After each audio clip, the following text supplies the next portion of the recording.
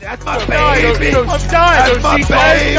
We're going at it at 110%. I just want 5 minutes of happiness, please. Just give me 5 minutes. And they scored. They did it. Left, feet left. What the hell was that? Oh, yeah! What the fuck are you talking about?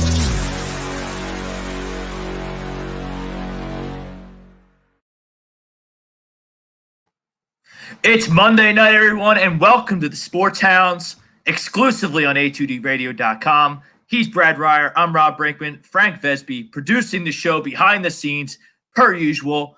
We're on all platforms. We're streaming live on Facebook, YouTube, Periscope, Instagram.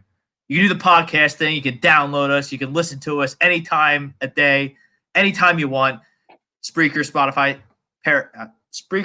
Google Play, iTunes, iHeartRadio. Takeover's real. A2D Radio is everywhere. We got A2D New York. We got A2D Texas. We got A2D Florida. We got A2D Los Angeles. We got A2D everything.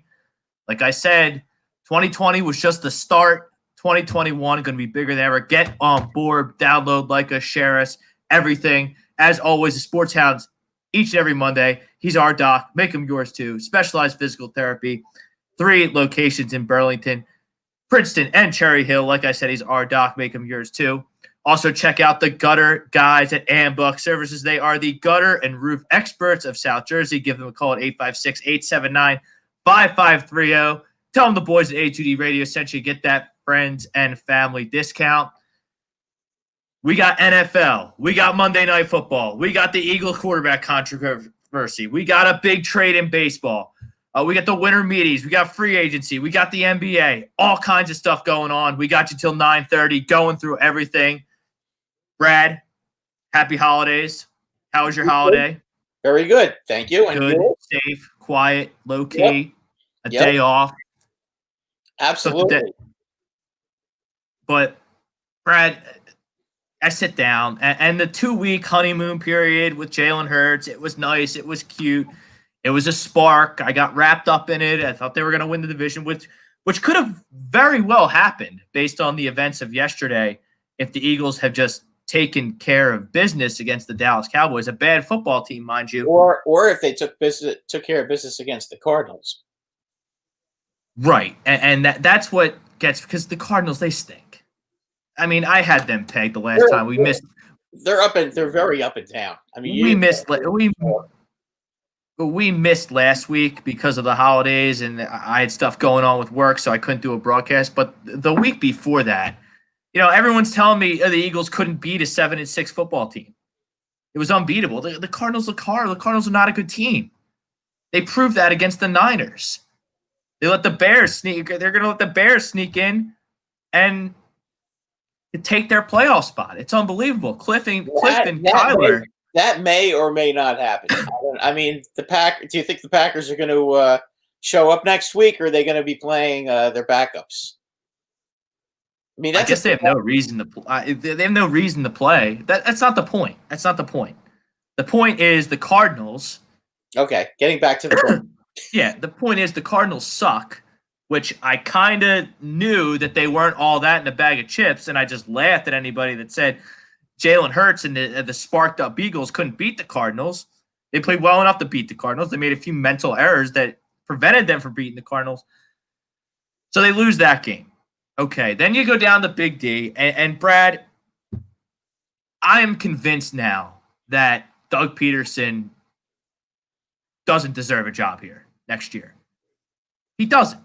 The guy can't think. The guy's critical thinking aptitude is almost zero.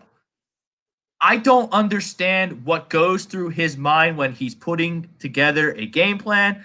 I don't understand what goes through his mind when the game plan he spent all week putting together is working to perfection and then he goes away from it. And then I don't understand the method to his madness when it comes to 4th downs, 2-point conversions. Should you kick a field goal? Should you punt? I don't understand it. He seems to think today that his job is safe and he's going to be back in 2021. Well, and after what injuries. He's citing the injuries. He's citing COVID. He's apologizing to the fans. He's pointing out that he won a Super Bowl 3 years ago. He's pointing out that he was a backup quarterback in this league for many years. He's grasping at straws to try and keep his job, and I don't think it's going to fly. Tom Coughlin got fired, and he won 2 Super Bowls for the Giants. And after 3 bad years in a row, you know what? They got rid of him. It happens. Once you start losing your team, it's time to go. I mean, that's my opinion. Once your team starts a real sharp decline, you got to start changing things up, because I just don't think that they're listening anymore. But this guy is a buffoon. Like, this guy, he's proven to me after yesterday what we've all suspected here in Philadelphia for a while. He's just not a bright guy. He's really not. And good for him for winning a Super Bowl. Good for him for finding the right coaches to put together a staff that the players responded to, and they put together that great run in 2017. And good for him for following up with 2 additional playoff appearances. But Brad, this guy he just doesn't have it. I mean, this guy is just so lost that I don't think anything can save his job. And this is the guy that doesn't want to hire an offensive coordinator and wants to put all this quarterback development. And yes, Carson Wentz still needs to be developed. Just because he almost won the MVP in 2017 does not mean he's a finished product in this league. I don't trust Doug to do that at all. I don't see how you bring Doug Peterson back.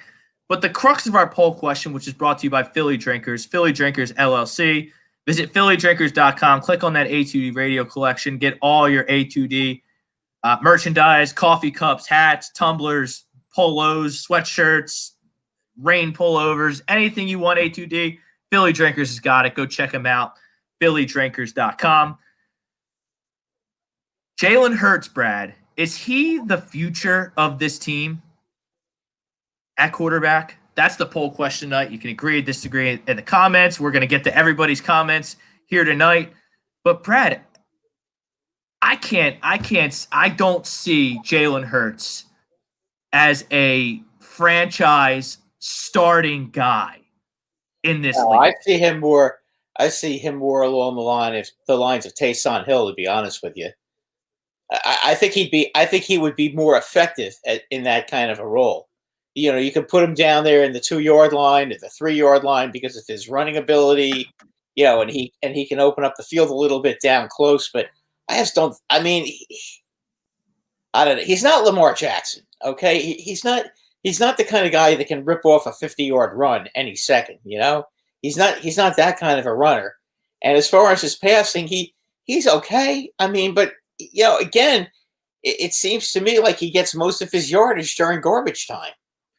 He certainly did yesterday. Now, he played outstanding against the Arizona Cardinals. I mean, 400 yards passing, 4 touchdowns. They were all meaningful minutes. Like, I can't take that away from him. He played fantastic. He played very well against the Cardinals. But again, he had a couple.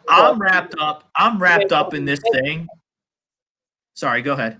He made a couple of costly mistakes though in the fourth quarter yesterday. Yeah, and he did it against the Cardinals too. But I don't hold those. I don't hold them. First off, the one yesterday wasn't a fumble. The fact that they can't look at it for 45 minutes on the replay and see that his knee is down and he still has the ball is just absolutely absurd to me. That wasn't a fumble.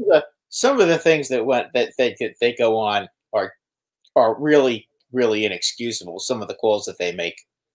I mean, some of the pass interference. I know the Giants got slaughtered, and it probably wouldn't have mattered. But they called a pass interference play on the Giants, where literally the receiver on the Ravens literally ran right into their safety. I mean, he didn't even hit him with his body; he just ran right into him, and then they called pass interference on the Giants, which you sit there perplexed and.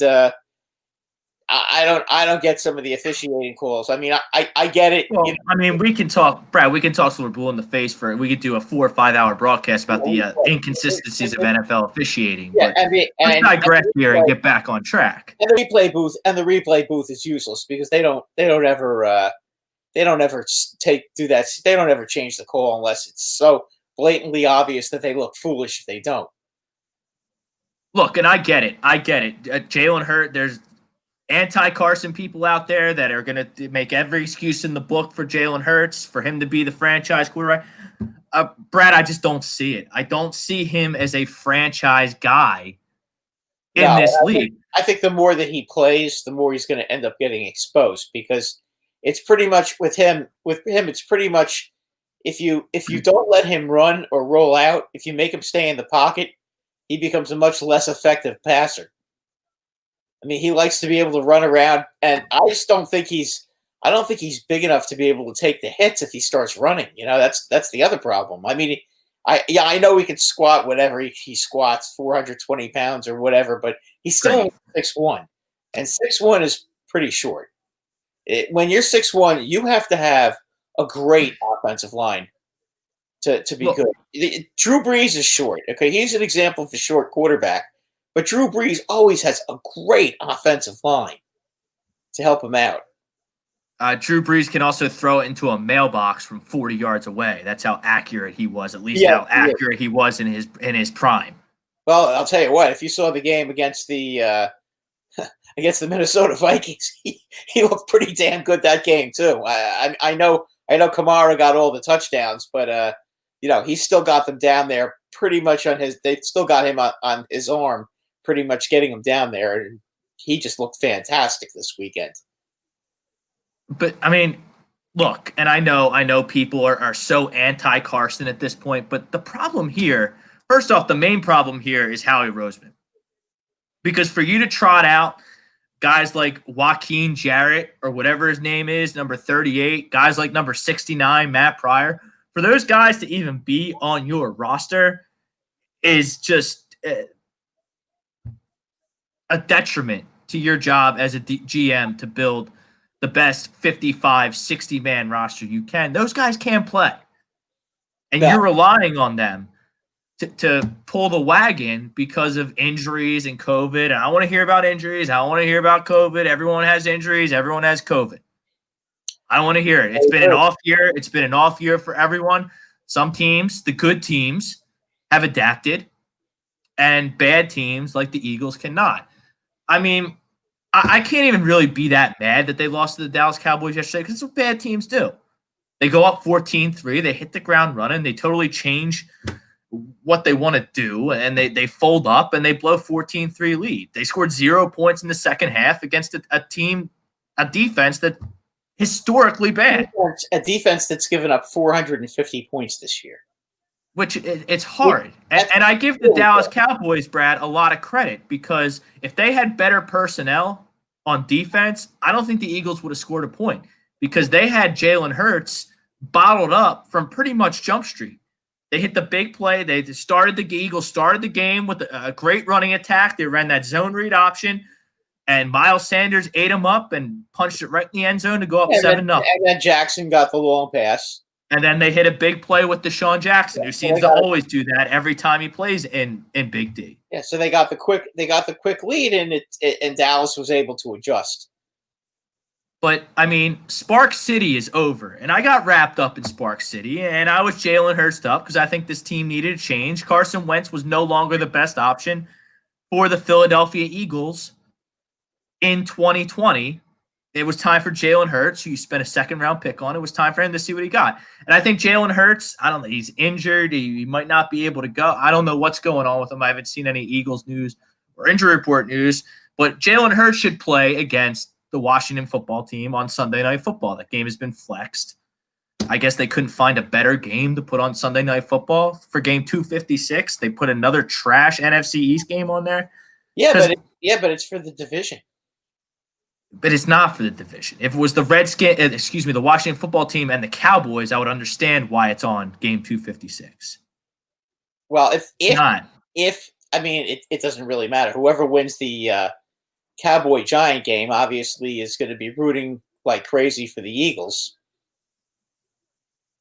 Which I think is going to be, no disrespect to your Giants there, but Dallas is playing well.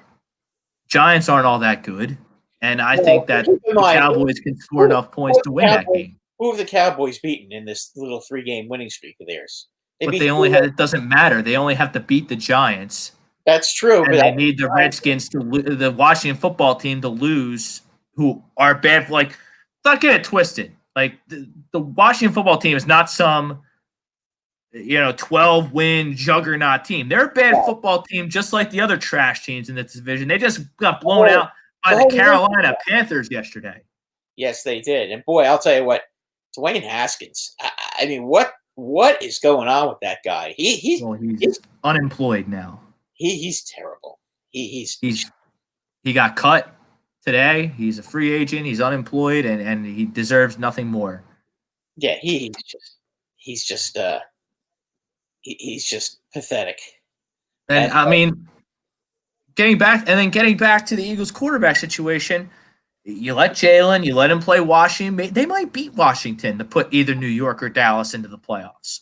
I wouldn't put it past them. Jalen Hurts, that's what's best for the Eagles.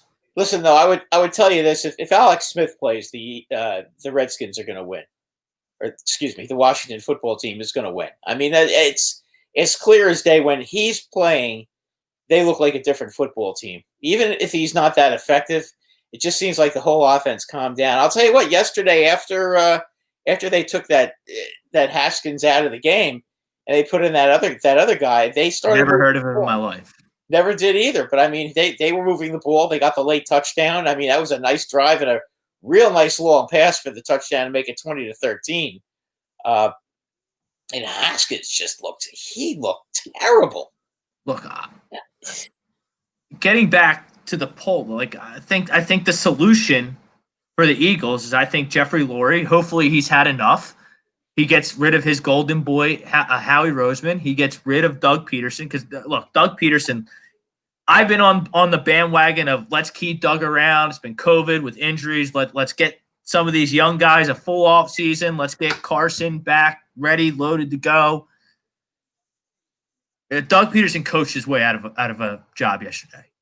In no way can I support him being the head coach of this football team in 2021 after the crap that I watched yesterday.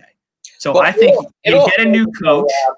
In all fairness, don't forget they lost Cox in the first quarter, and Barnett wasn't able to play. I mean that was a rough situation for them to go in yesterday. Brad, my beef is those are both defensive players. Yeah, but they gave up 37 points. But I don't expect anything less from that. The defense has been a disaster all year. Then you put that. I'm talking about you can't score. I mean, they scored what? 3 points, 0 points in the second half against an historically bad defense. Yeah, that's right. It was 2017 at halftime. So. And then you're going to sit here and tell me that they were terrible yesterday. I mean, look, Carson Wentz's struggles this year after yesterday, I'm convinced are because of poor coaching. I think you reload the coaching staff. I think you get a front office in here knows what you're doing. You coach up Carson. You prepare with Carson, and I think Carson. There is a good quarterback in Carson. Jalen Hurts is not the answer long term here. He's just not. The Eagles. The best case scenario for Jalen Hurts and the Philadelphia Eagles is that he goes up and he lights the world on fire against the Washington football team in Week 17 on a national spotlight, and the Eagles can trade him. I would trade him for a 4th-round pick in the offseason. You got to go with Carson. Carson's the future of this team. Carson without Doug and without Howie putting the team together around Carson, that's the Philadelphia Eagles' best case scenario going forward. Because Doug, he goes for it on 4th and 15 instead of kicking a 51-yard field goal. Like, what are you doing? I mean, why didn't he just punt? I could see maybe it's 4th and 6 or less, 4th and 7 or less. 4th and 15 is way too much unless you're in dire straits. I mean, look, it's not just him. It's the whole team. The defense is completely fallen apart. Stop talking. It's not just stop with the defense. Stop with the defense. I don't want to hear about the defense. I haven't liked the coordinator for years. They're injured, they're banged up, and they're not that good. I know that about the defense. They need a complete coaching staff overhaul and more talent on defense. I need to know why Doug Peterson, a former quarterback, he tells us every 5 seconds he's a backup quarterback and he's a Super Bowl champion coach, why he can only muster up 17 points against an historically bad defense. What's going on? Your game plan to run the entire week, you run the ball right down their throats, you go up 7-0, you don't run the ball again. Rob, you're going for it on 4th and 15. To show you how bad it is with the Eagles, okay? The Giants, who have the worst offense in the NFL, lost 37-34, or was it 34-31 against the Cowboys this year? They scored 30 points against the Cowboys, though, in the first game, and that was when Dak played. And the Giants should have won that game. So, I mean, I don't get it. I really thought that when I was watching, to be honest with you, I was watching mostly the Washington football team game, because to me that was the game that was going to keep the Giants in it or not keep the Giants in it. And when the Washington football team gave up that first touchdown by flubbing that punt, and then the ball takes a crazy hop into the end zone and Carolina fell on it, I said to myself, Washington's in trouble if Haskins comes out and starts stinking it up after they don't score. If they don't respond right away, they're in trouble. And then before you know it, it's 13-0, and then it's 20-0, and basically game over. Well, the Washington football team beating the Pittsburgh Steelers and giving them their first loss, that was the worst thing that could have happened to the Washington football team, because everyone thinks they're good. They're not good. Washington stinks. They stink just as bad, just as much as the Giants, the Cowboys, and the Eagles. All of our teams. Well, actually, the only team that really hasn't had an impressive win all season against a good team actually is the Cowboys. The Cowboys have not beaten a good team all year this year. Any team that's 500 or better has absolutely murdered them. So, I mean, the Giants had their moment when they beat Seattle. The Eagles had their moment when they beat New Orleans. Washington had their moment when they beat Pittsburgh. Okay, now, as far as that's concerned, they all do stink. The Cowboys are. I mean, if you're asking me, do I think the Giants can beat the Cowboys? Absolutely. I don't think there's any reason why the Giants can't beat the Cowboys. The Cowboys are not good. I know the Giants aren't good either, but the Giants should have won the first game, and I think they are better now than they were back then. The reason they got slaughtered is because now they're playing teams that are just clearly better than them, and they're playing the way you'd expect. They had the one great game against Seattle, and Seattle, they caught Seattle watching, looking ahead to their next game, kind of the same way that the Eagles got caught New Orleans looking ahead, and I think the same way that Washington caught Pittsburgh looking ahead, and then Pittsburgh went into a big slump. But it's not that. If you're looking towards next year, all these teams stink. So really, what it's going to take and what's going to happen is whoever drafts best this offseason is going to win the division next year, because all these teams are just as bad. There's really no discernible difference between any of these teams. They all stink. The only thing is the Eagles should have the best quarterback in the division with Carson Wentz. Well, right now, the best quarterback in the division, I think, is by far Andy Dalton. Right now, yes.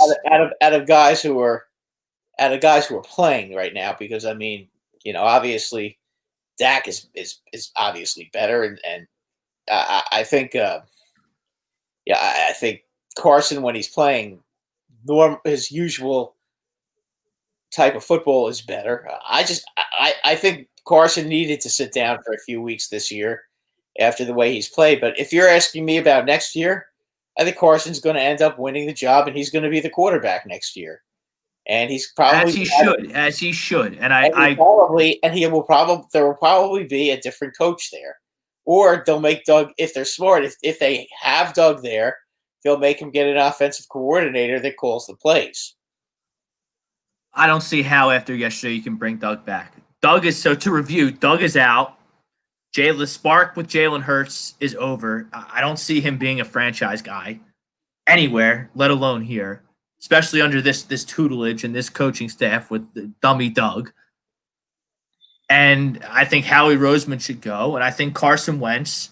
You need to position yourself in 2021 to around Carson Wentz and We almost have to. hope that he's the franchise quarterback that you paid him to be, which I think a franchise quarterback is in there. Deep down within Carson, there is a franchise quarterback. I truly do believe that. You almost have to give him another chance. With all the money you're paying him, you can't cut him because you'll be paying what $52 million over the next 2 seasons in dead cap space. It's dead cap. You can't use the money to make your team better. That's what I'm saying. So you might as well keep him. I mean, it's not. And even if you trade him, you're going to get hammered because of the way the salary cap is structured. So there's really not a lot. The Eagles have to keep him. So if they have to keep him, they might as well give him a chance to see what he can do next year. And you know what? Next year, you're going to have 2 quarterbacks fighting it out to be the starting quarterback. And I think ultimately the starting quarterback is going to be Carson Wentz. No, I don't think. I'm not. I can't buy into a quarterback battle in camp. I can't. I think it's got to be Carson. It's got to be Carson. Well, it's got to be Carson. I think you got to give both of them the same chance. I just think Carson's better, and I think Carson will end up winning that battle. If you want to call it that internally to promote competition, whatever you want to do, whatever you want to call, Carson should be the guy here in 2021. Well, I think you almost under a new coach. Look, you listen. The fan base is going to want Hurts to at least get a shot. Okay, you can't. I don't care what the fan base thinks. Yeah, but most fans are stupid. I know, but you know what? The customers still. This is what the customers want. So you know what? You got to at least show them who's better. And you know what? In my opinion, you will see who's better, and that's Carson Wentz. I think he's a better passer for. I don't understand how any educated football fan can look at these 3 games with Jalen Hurts and see a franchise quarterback there. I mean, he can't. Over 16 games, you think he can make enough throws to get it done in this league consistently? I say no. No. I've seen Carson Wentz do that. I've seen Carson Wentz play 16 games. I've seen Carson Wentz play like an MVP. I'm convinced that Carson can reach maybe not 2017 MVP form because I think that's the best he's got, and that's the benchmark for Carson, and it's going to be very hard to repeat that, for anybody to repeat that, because I don't think he's an Aaron Rodgers. I don't think he's a Patrick Mahomes. I think he's significantly below that on a talent standpoint. But if you get Carson Wentz paired up with a coach who knows what he's doing, that can critically think, that can stick to a game plan, and not only have a head coach that knows what he's doing, but an offensive coordinator, a quarterback coach, like some type of assistant coaching system that also reinforces the team strategy and the offensive strategy to Carson. I think Carson Wentz is what's best for the Eagles in 2021.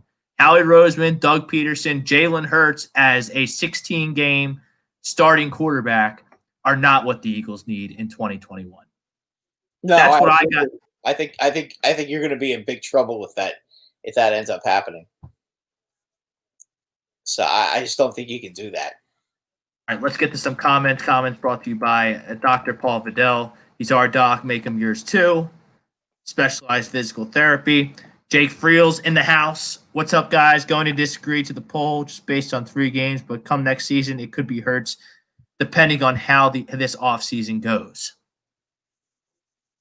Howie out, Doug out, Jalen maybe traded, but probably here as the backup, with Carson as the starter.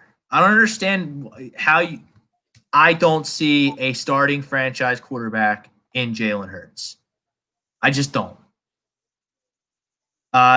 Kale English, Doug, and Howie both should be gone. Howie for sure Leave him run the numbers and work contracts if he will do that, but we need a true talent evaluator. Can't keep missing in the draft.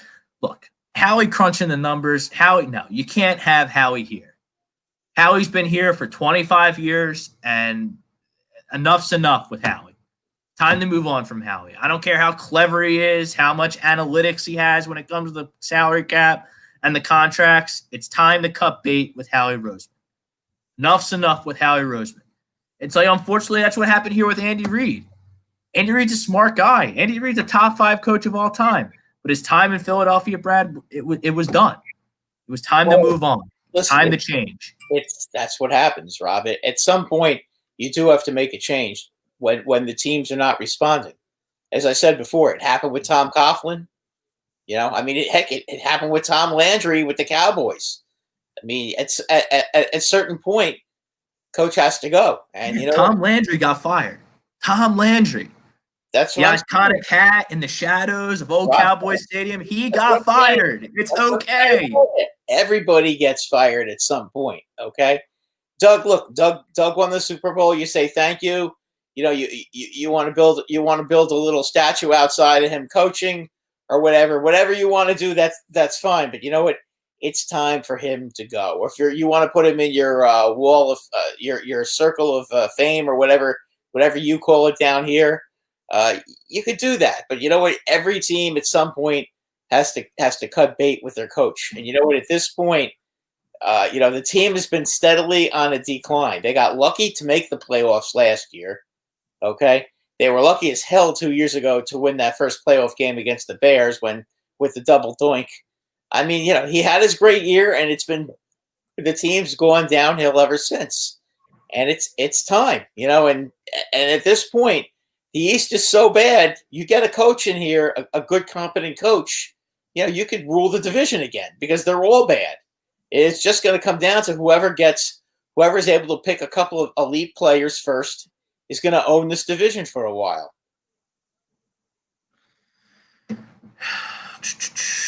Matt Spillane, it sounded like Doug basically said he will be part of the solution next year. I don't think he would say that unless he's been told he will be here, just my opinion. Doug sounds like a guy who's begging for his job through the media, which doesn't bode well for him, in my opinion. So I disagree with that opinion, Matty. And what? All of a sudden, he's just going to flip a switch and be part of the solution as opposed to part of the problem, which Doug was entirely responsible for the loss yesterday. I've never seen a more incompetent coaching job over 60 minutes of football, ever. In my life, it was horrible. It was hard. It was putrid. It's whatever adjective you want to use. Doug Peterson was horrible yesterday. He was 1,000% responsible for the loss. So for me to sit here and just think that Doug Peterson all of a sudden is just going to flip a switch in the offseason and become a competent, critically thinking head coach, I just don't think that's going to happen. I think Doug has peaked. I don't think Doug's a smart man. I think Doug just relies on the fact that he played in this league and he won a Super Bowl way too much. I can't with Doug Peterson. I can't with Doug Peterson next year.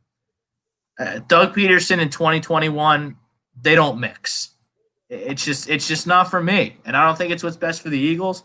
And I don't think it's best for what I think should be our franchise quarterback, Carson Wentz, which is baffling to me. I don't understand how a coach that's been a backup to Brett Favre, Dan Marino, all these years, to all these guys, can't relate to a talent like Carson Wentz. Brad, you don't do what Carson Wentz did in 2017 without at least some baseline of talent that can be sustained longer than 4 fucking years. Am I wrong about that? No. He's got some ability. I just what I'm wondering is he just immobile? I mean, it just seemed to me like he was immobile and he was holding the ball too long this year. I don't know. He just seemed like he was spooked back there. It's hard to. Here's the problem, because Carson doesn't trust Doug, which is evident to me now because of how often Carson Wentz changed the play at the line of scrimmage. Carson Wentz doesn't have the football aptitude, the football IQ to be reading the defense and changing the play as much as he does. He needs to just trust the play, trust the plan that the coaches have set forth, and try and just be a playmaker. That's when Carson Wentz has had his business. Not when he's thinking, trying to be Peyton Manning, Tom Brady at the line of scrimmage, yelling out the mic, yelling Omaha audibles, doing the twisty, twirly thing that the Chiefs are always doing. That's not Carson Wentz. That's not what he does. You need to give Carson one play and one play only. Tell him to run it. Maybe give him a little run pass option if things are going good and you think Carson can handle it. When Carson was at his best, they were doing the RPOs almost every play. And that's fine. That's fine. I'm all for RPOs. But that doesn't happen anymore. We don't know what happens. We don't know. There's a disconnect between what gets called at the line of scrimmage by Carson and what goes into the headset. The problem is, in 2017, they were doing RPOs almost every play. And they had such a good offensive line that year that they were opening up holes so that and if you keyed on Wentz, that the holes were going to be open for another running back. And I mean, they just offensively that year were pretty much a well-oiled machine. And Brad, how many times before at the line of scrimmage did Carson Wentz use the whole play clock, changing the play that Doug Peterson or Frank Reich or whoever handled those responsibilities in 2017 called? He wasn't doing that. He wasn't doing that. I'll answer it for you because I know you're a New York guy and you don't watch the Eagles like I do. It didn't happen like that. It didn't happen like that. Carson Wentz wasn't young enough. When Carson Wentz was a rookie in 2016 and he got handed the job because Sam Bradford stunk, how many times in 2016 when Carson Wentz went 7-9 as a rookie and showed almost promise and parlayed that into his MVP 2017 season, how many times did he go to the line of scrimmage in 2016 and change the play like he's Peyton Manning in his prime? It didn't happen. It didn't happen. Somewhere along the line, Carson Wentz lost faith in Doug Peterson and this coaching staff. Maybe it was when Frank Reich left. Maybe it's when Dave DiFilippo left. I don't know when it happened, but it definitely happened. And that, and only that, is enough for me to dismiss Doug Peterson as my head football coach. The second reason Doug Peterson should be dismissed as the head football coach is for him to have the audacity and the ego to go into a football season with no offensive coordinator is just severe malpractice. It was set up to fail from Jump Street. Nobody wanted to take this job as offensive coordinator because they would have very, very limited responsibilities here because Doug Peterson held so much responsibility as the primary play caller. So Doug just said, fuck it, I'll do it all myself. That, in and of itself, is also a fireable offense. And for him to come out yesterday and be no doubt about it, responsible, 10,000% responsible, undisputed champion of incompetence yesterday in the loss to the Dallas Cowboys, that's the nail in the coffin. Doug Peterson has to go. Thank you for your service. Thank you for the division championships. Thank you for the parade down Broad Street. You got to go. You lost your job. And I've been a Doug guy. I've been a Doug in 2021 guy. I thought he should get another shot with between the injuries, the COVID, the QB and him not being on the same page. I was willing to overlook all that until yesterday. Yesterday was the nail in the coffin, Brad. You can't bring this guy back. And Howie Roseman, everybody knows how I feel about him. You can't miss in the draft as much as Howie Roseman has and be the main talent evaluator. And I think a clear-cut divorce separation, like I'm not like having Howie be the contract guy and bringing in someone from the outside to pick the players. That's not an acceptable fix. Howie's got to be gone.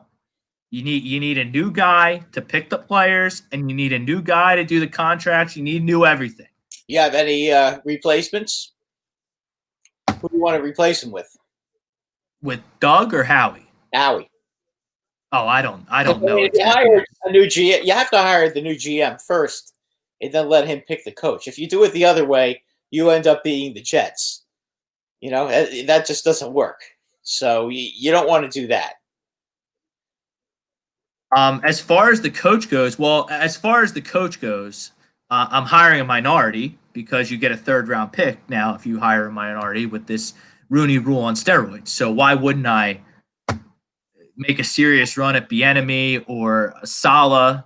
The Niners defensive coordinator, Ken Norton Jr. comes to mind, the Seattle defensive coordinator. I'm grabbing that third-round pick, especially when I'm so depleted of young talent. So Eric Bieniemy would be my main choice as he may be a lot of people's main choices, though. Yeah, that's true. And you know what? Eric Bieniemy probably wouldn't come here because Eric Bieniemy can go to Bieniemy. Honestly, I would go to Houston.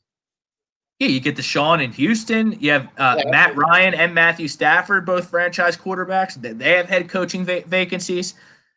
And I can't imagine the Chargers not having a head coaching vacancy. They're terrible. Anthony Lynn's terrible. And you have Justin Herbert there, who maybe Minnesota too. I don't know. I think Mike Zimmer. Look, it is a bad defense. It's a 6-10. I mean, he's a defensive coach, but meanwhile he allowed New Orleans to score 52 points. And their players got to play. So look, I don't know the ins and outs. I don't care. Maybe Minnesota. I wouldn't put that. I'm Eric Bieniemy. I'm not putting Kirk Cousins in the class that I'm putting those other guys I just mentioned with. That's just me. Yeah, but I think this solid guy, Brad. You still have Jefferson, and you have the running back Cook. I mean, that's a heck of a team, though.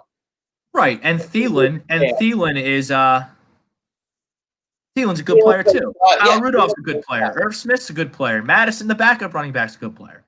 Yeah, that's what I'm saying. That team would be an appealing team to get a hold of too. I don't know. I'm still looking at that Houston job and that Los Angeles job if I'm Bieniemy, and those would have to be a cut above. Agreed. But and then as far as I think, but this solid guy, the defensive coordinator. Let me look up his name. I mean, this guy is a ball of energy. Let me get his full name so I don't butcher it.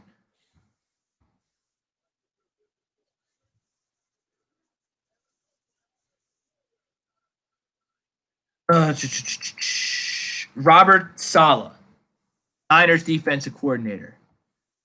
I mean, I think this guy is young. I think this guy's full of energy. I think this guy would take on the responsibilities of a head coach. Awesome. I think he would be able to delegate appropriately to the offensive side of the ball because Jim Schwartz, he stinks. And, he's also a minority, so you get that third-round pick. You get the African-American hire there. So I think that's a guy. I think he could really be a good head football coach with his background and the scheme he put together Saturday against the Cardinals and an athlete like Kyler Murray. And they've been doing it. He's been doing it for years. He's had great defensive schemes for years. He's a smart guy. And I think he could potentially be a player's coach. So that's a guy that I'm also looking. If I can't get Bieniemy, I would hire Robert Saleh, the Niners defense coordinator. Grab that third-round pick or whatever. I don't have the new Rooney Rule in front of me, but I know you get increased draft capital if you act upon the Rooney Rule and hire an African-American. If you want an older coach, Romeo Crennel was going to be available. I know he's. I mean, no, I'm out on Crennel. I mean, he's still available. He might be a choice. I mean, there are plenty of guys to choose from as coach, but still, you have to hire a GM before you hire a coach. As I said, if you don't do that, then you end up being the Jets. To hire a coach before you hire the GM is never good because the GM is supposed to be the boss. Well, I mean, Louis Riddick is a Monday Night Football analysis right now. I mean, he'd be a good GM. I don't know, Brad. I don't have names at the tip of my tongue as far as executives go. I just don't. No, it's tough. It's tough to know for sure who you want to get, but you got to get the GM first, and then you go ahead and yeah, and then Robert Saleh or Eric Bieniemy would be my my head coaching preferences. I think Lincoln Riley is going to be a competent NFL coach one day. But I think that's too soon. I think he's got to cut his teeth a little more at Oklahoma. And I don't know how Urban Meyer would work out in the NFL. There's some teams that are supposedly talking to Urban Meyer. Yeah, I think Urban Meyer would actually be. You think it'd work? Yeah, I think it would. I mean, he's. Well, I mean, maybe throw that in the mix. Him and Carson, like maybe. He's. I mean, the thing with Urban Meyer is, I mean, he's one of these guys. He's really highly respected, and he is a smart guy, and he gets the most out of all his players. I mean, if you take a look at it, okay, every quarterback Ohio State's ever had, okay, has never been any good in the NFL. But you know what? He seems to get the most out of them in college. So who's to say that if he gets one of these gets a quarterback in the NFL, that he can't get the most out of whoever he gets in the NFL? Just saying. It's saying, yeah, it's something. You know, I mean, there's merit there for sure. I mean, let's be honest, okay? The best quarterback to ever play in the NFL from Ohio State, to be quite honest with you, is Mike Tomczak. Is it really that bleak? Wow. You take a look. Or Art Schlichter? No. Schlichter, the gambling man. Yeah, no. He wasn't good. If he was good, he would have been playing longer. You know, but I you take a look at some of the quarterbacks they had. I mean, really, the last decent quarterback they had that got to the NFL, he hasn't played it down, and that's the guy that they had a couple of years ago. Yeah, I hear you. And now, I mean, Mike Marshall. I don't remember his name, but I like that guy. I thought he was pretty good. Who's that? Who's the quarterback they had a couple of years ago that the Saints drafted? He's on the Saints practice squad. The Ohio State quarterback. The black guy who was a good runner before Haskins. Because Pryor went to receiver. Well, I mean, do you count Terrell Pryor? I mean, if you think Terrell Pryor was better than no, I'm just going through. Pryor. No, it was after Pryor. It was after Pryor. I just can't remember his name, but in any event, trust me about the fact that you. Oh no, I hear you on the Ohio State quarterbacks. I hear you. And you know, Fields. I don't know if Fields is going to be any good as a quarterback in the NFL. I just don't know. I mean, I'll tell you what. As I said, Urban Meyer gets the most out of all these quarterbacks. He seems to understand. Maybe he can find something. Maybe he can find something with Carson. I don't know who the quarterback's going to be. I gave you Bieniemy and Saleh. If you're asking me about a coach, I think Urban Meyer would be a very good coach, and he could also definitely put up with the pressure. I mean, he coached at Alabama all those years, and then he coaches at Ohio State. I mean, those are the two pinnacles of college football. Well, Florida. He coached at Florida. Oh, yeah, you're right. It wasn't Alabama. Nah, Saban. He's been at. Saban coaches at Alabama. Saban's been there for. It's all right. It's Saban. I just either way. He's a dynamite coach. Always seems to get the best out of all his quarterbacks. Was he there for Tebow? Yeah, Urban Meyer. Well, if you remember, Urban Meyer, he made his name for himself at Utah. Okay. He took Utah to a BCS game, and I think they might have even won a BCS game. Then he went to Florida, recruited Tebow, won a couple national championship, won a bunch of big games. Had to leave Florida because he said his heart was no good, and then he went to Ohio State and did his thing. Look at what he was able to get out of Tim Tebow. I don't think it's a coincidence that all these quarterbacks who fail in the NFL but are great in college, that he's been responsible for a lot of these guys. He gets the most out of these quarterbacks. He figures out what exactly it is that's great about them, and he lets them play to their strength. You know, I mean, let's get back to some comments here. I agree. Hey, if they hire Urban Meyer and it's not, I don't want it to be Doug. I'm out on Doug. That's not bad. I'm out on Doug. I'm out on Doug. And if this organization chooses Urban Meyer to get the best out of Carson Wentz, because getting the best out of Carson Wentz is ultimately what's best for the Philadelphia Eagles, and if they determine that guy's Urban Meyer, let's go. Let's go. Let's get Urban Meyer in here. Let's get him with Carson, and let's. It's like you said, like I've said, you make a couple of smart moves in this offseason, you can easily win this division. You can own the division. I mean, you're talking about 4 god-awful football teams. Okay? 4 teams that have a chance to pick in the top 5 of the draft. How about that? Yeah, I think after yesterday, I think the Eagles were 6th, the Giants were 8th, the Cowboys were 11th, and obviously Washington, whoever wins the division is going to be 22nd. And I don't think later. Yeah, and I don't think that's going to benefit any of these teams to win the division. Okay, you get one more game, but you're going to get that one more game. No, Brad, because playoffs is always better than no playoffs.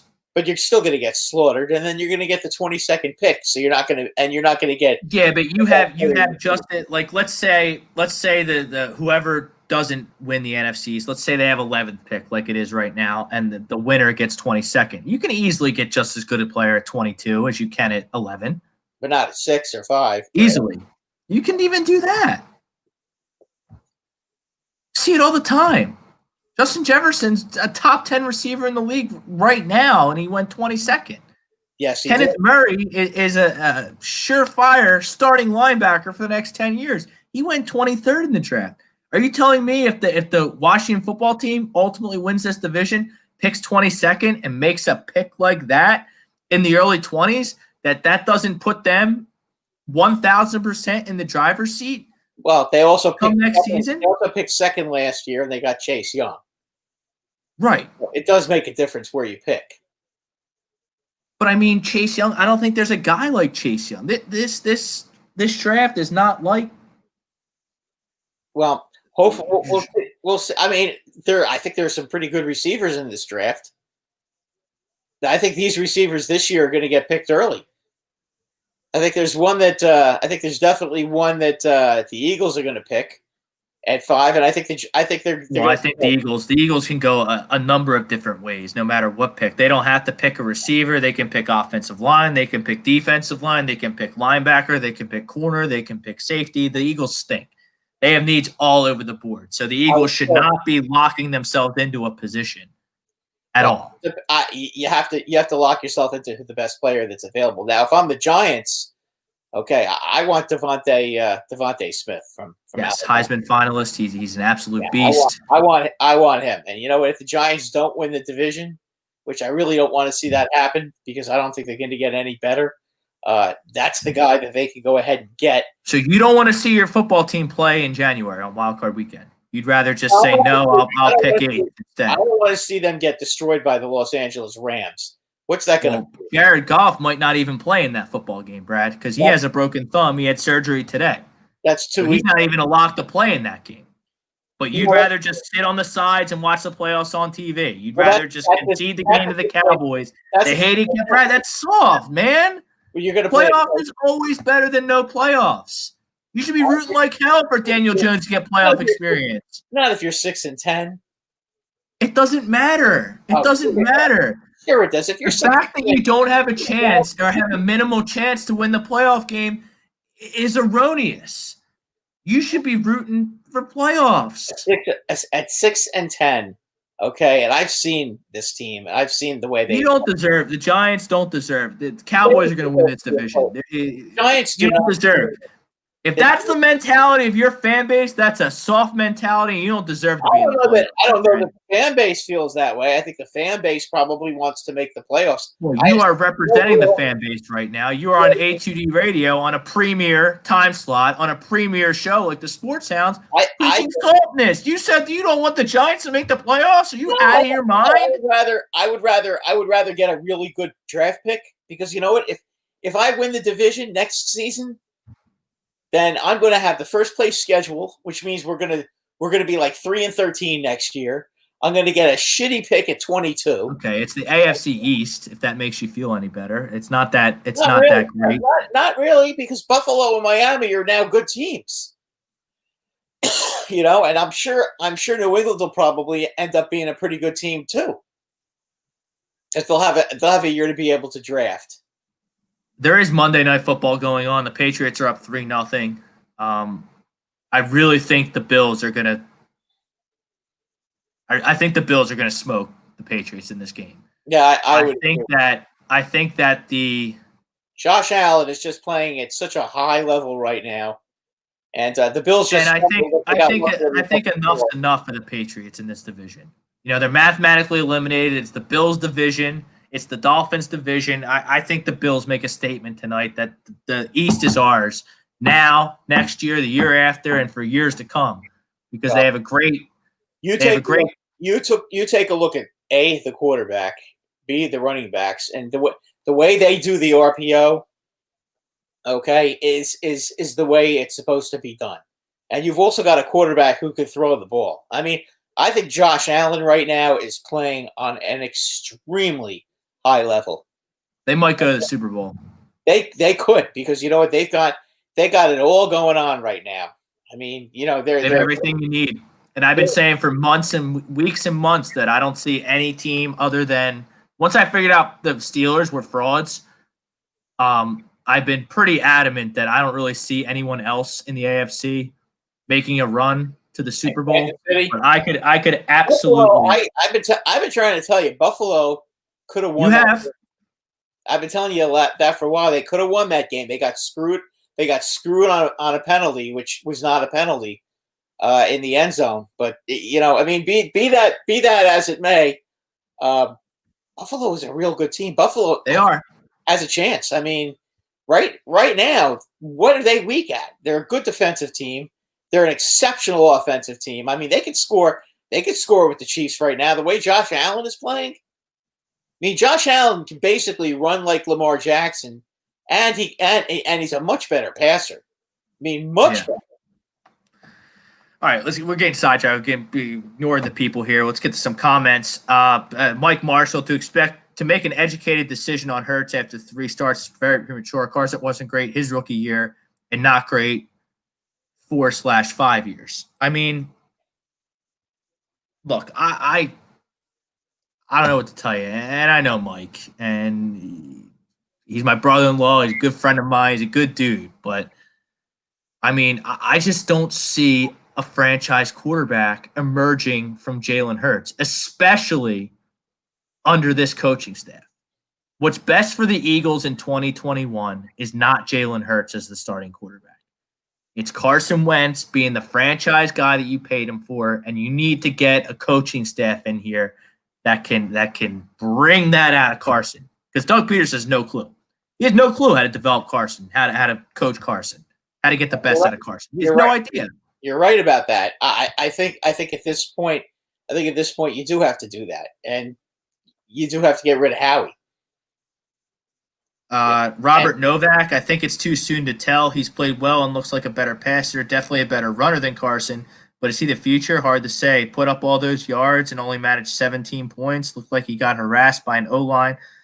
Still struggling, and the offense definitely started and stopped a lot. Definitely needs more around him, as the last 2 games have shown. Quarterback definitely wasn't the only issue. I honestly think he's the path of least Rosette's comment run out. Bill Middlebrook, they tank against the football team and guarantee at least the 6th pick. And the winner of the Dallas Giants game won't matter, and Doug will be coaching in New York next year. He's not going to be coaching for the Jets. The Jets are not going to hire him. What do you think? Joe Douglas is there. He's going to take. He's not going to take him. Brad, I wouldn't hire Doug Peterson to do my laundry right now. Yeah, I really do. He would get confused and not be able to. Well, what do I do when the buzzer goes off? And would I put him in the dryer? He can't think on his feet. He can't think on his feet. No. I mean, oh shit! Can I put Rob's UPS uniform in with the regular clothes? I don't know. Like, let me call timeout. You really think he's going to go to the Jets? No way. I mean, I didn't say that. That Bill Middlebrook in the comments said that. Well, Joe Douglas just has gone through a season with Adam Gase, who by the way is a blithering idiot as well. Okay. There is no way he's going to bring in another idiot to coach this team. He's going to want. First off, how did Adam Gase make it through 16 games?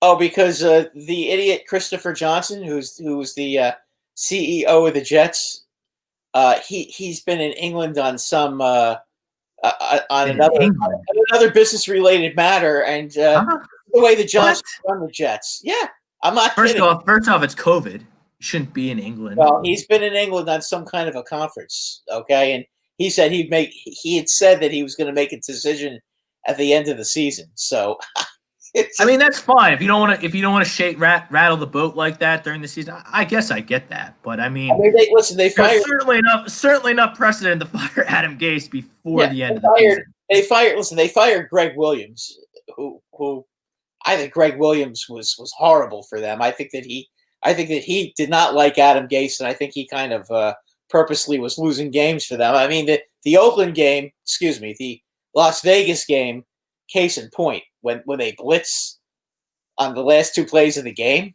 Yeah. From the 50-yard line, you're blitzing instead of just rushing two guys and keeping everybody by the goal line so that they don't. So, I mean, what kind of call is that? You have to purposely want to lose to make a call like that. Nobody does that. Matt Spillane, I agree with Rob. Doug didn't have his team or QB in a position to win that game. He should have been able to keep up. We've scored 13 points in the last 3 games in the second half. Same shit Doug's done with Wentz. Yeah, I mean, look.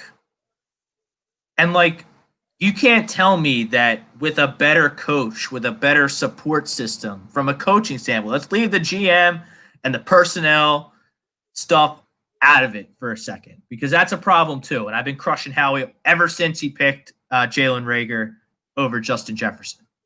And Jalen Reagor stinks, by the way. He absolutely stinks, and I hate his guts. Same with Miles Sanders. He stinks, and I hate his guts. I hate all these guys, Brad. I watched the games on Sunday, and for all but 2 games, I've wanted to pound my head against the wall for 60 minutes. It would have been more enjoyable than what I watched for a majority of this season. This was a bad season for the Eagles. But I think that if you get a coach in here that can coach Carson, coexist with Carson, get the best out of Carson, I think that's what's best for the Philadelphia Eagles going forward. His first 2 games, which, by the way, one was against the number 1 defensive league, he threw for 500 yards and rushed for over 150 yards. By the way, is an NFL record. There is no way Rob based 1 game. He's not going to be competing for the starting job in camp next year. Look, see it all the time. Let's take a baseball example. Let's switch sports, and let me show you why this applies. These prospects, these 20-year-old, 19-year-old prospects, they come up. They have a great 2-3 weeks, Brad. What happens after those 2-3 weeks? You know the old saying in baseball: don't believe what you see in March, and don't believe what you see in September. But my point is, it is what it is. Defenses, they get familiar. Defensive minds, Brad. They're smart. Oh yeah, they get tape on Jalen Hurts. Look, the Dallas Cowboys stink. Their coaches stink. Their personnel stinks. They had an excellent game plan that was executed pretty well for most of the game against Jalen Hurts. And I'm convinced that if the Dallas Cowboys had better personnel on the defensive side of the ball, I don't think the Eagles would have scored a point. I really don't. Because Doug's not going to stick with the run, which he proved yesterday. And, yeah, they hit a big play with Deshaun Jackson because their secondary stinks. Okay, those are your 2 points. This is against an historically bad defense. Look, I was looking for Jalen Hurts to really play a solid football game. Look, if Jalen Hurts played solid yesterday and the Eagles won, Washington does what they did against Carolina, and you're going into Sunday Night Football against the Washington football team with a chance to win the division, we're saying a whole different tune here on the Sports Hounds. Jalen Hurts didn't play good enough. He wasn't set up to play well by his coach, Doug Peterson, who's also the offensive coordinator. This is where Doug doesn't understand. He's got no fall guy. He's got no fall guy. The offense stunk. Carson stunk. It's all his fault. He can't go, all right, I'll just change offensive coordinator. No, you said you were going to do that. You didn't want an offensive coordinator. You wanted to do it all. So, I mean, Doug's not the answer here. You got to get a new coach in here, and Carson will be okay, I think. Well, case in point. I mean, guys do have bad years, Rob. I mean, I'll give you a perfect case in point. Now, this may be a little bit before your time, okay? But I've said it before, and I'll say it again. The Giants traded a quarterback by the name of Fran Tarkington to the Minnesota Vikings. Okay, Fran Tarkington, for like the 4 years he was with the Giants were horrible, and he was the whole team. I mean, he was a great quarterback for them. I mean, he was like Archie Manning was with the Saints. They had nobody but the quarterback. Then Fran Tarkington has one bad year, and the Giants go and trade him to the Vikings, and look what happens. They go to the Super Bowl. Now, they lost the Super Bowl, but that wasn't Fran Tarkington's fault. I mean, it happens. These guys sometimes are up and down. Not every good quarterback has a good year every year. I mean, Eli Manning 1 year in the middle of his prime, 1 year threw 27 interceptions. Some of these guys, sometimes they have bad years. They're good examples. That's a good point by you. I mean, that's deep in there. You can't tell me that Carson Wentz is just done. Are you going to tell me Carson Wentz at the age of 28 has no more talent left in him? Come on. But this is why I think Doug did him such a disservice. Like he's not letting Carson be Carson. You can run read off. You can design run plays for Carson Wentz. He's a good enough athlete where he can have 5 to 10 designed runs per game. You can't keep Carson Wentz in bubble wrap and hope he doesn't get hurt. That doesn't work with Carson Wentz. You need him out there. You need him making plays, putting him in position to make plays. You can roll him out. You can run him. You can do zone read. You can do quarterback keepers. He's got way too much. He's got way too much talent to be on the bench. And I mean, now listen. I know that there's been a lot of arguing back and forth about he's been a bad teammate or a good teammate. Yada yada yada yada. All I would say about that, and I heard what Tiki Barber said, and Tiki Barber decided to stick his nose in somebody else's business. What did Tiki Barber say? Well, he said that Carson was being a bad teammate because of the way he was. Based on what? What's his evidence? Is that who started that bullshit? Yes. Well, it was based Tiki on Barber. Yeah, because it was based on the fact Tiki's claim was that the way he was brooding on the sidelines doesn't do anybody any good. That he needed to just go out there and try to be positive, and create a happy face and not act like a big baby. What do you mean? He's next to Jalen Hurts the whole time with an iPad in his hand. Well, no, there are times when they're together. Yes, when the defense is out there, but when the offense was out there and they would show him sitting on the bench, he would walk. This is what. What's he want to do? Well, put spandex on, put on yoga pants, grab some pom poms. Listen. What's he supposed to do? He's not in the game. The offense is on the field. He can't do anything but sit there and listen to what's getting called and watching what's going on. Yeah, well, I mean, and I'll tell you what. If I were a professional athlete and I got benched and they were expecting me to train my replacement, I tell them to go pound sand up their keisters. I wouldn't do a goddamn thing for Jalen Hurts to help him develop into an NFL starting quarterback. Because guess what? Guess who isn't starting for the Philadelphia Eagles if I'm not starting? If Jalen Hurts is starting, not me. So this asinine assumption that Carson Wentz needs to be a good teammate and tutor Jalen Hurts to take his job is just asinine to me. I don't think he was talking about tutoring. I just think he's talking about basically not being out there and basically brooding on the sideline. I think that's what he was talking about. I don't recall him saying anything about him not tutoring or doing any of that stuff, but just talking about him looking like he's brooding on the sideline. Now, again, that's conjecture. I don't know if I would have put my nose into somebody else's business like that, but that's, he's a talk show host now, so that's what he does. So sometimes these guys, wow, did you see this fake punt by the Buffalo Bills? How about that? Did they get it? No, I missed it. I looked down at some comments. Yeah, they just. I mean, they're celebrating, so I guess it worked. Oh yeah. That was a nice. They're going to be going. They're a good football. Like they're not going to lay down for this game. They might lay down next week because the Chiefs have. They're Chiefs not have home field. They're not going to lay down in Foxborough against the Patriots. They want to. Wow, that's great. Like they got no gunner. They got no gunner out there. No, I mean, I bet you the guy just. I mean, they snapped it to the up man, so it was clearly designed. But yeah, I mean that was a great play. That was a great play, and you know what? That's something that everybody's going to have to think about in the playoffs. You know, David Rosca, he wants Wentz to the Rams. Get the GM from the Chiefs, Bryce Blackfeld. Get whoever you want as the GM. If you get a coach to go with Carson, that's what's best for the Eagles in 2021. Period. But they're going to get the GM from the Chiefs. How are you going to get the GM from the Chiefs? You got a better chance of getting the GM from the Steelers. Maybe not the GM, but someone who is in the decision-making process with the Chiefs. Because they clearly know what they're doing, Brad. No, get someone from there. Why would the Chiefs let him go? There is one guy that you could get. And I don't remember his name, but the GM for the Steelers. I know that he's done after this year. So I know the Jets were talking about him. But he's saying that he's been in Pittsburgh for 22 years, and he would like to go somewhere else at this point because he's been there so long. But I don't know. But he's a guy that's clearly available.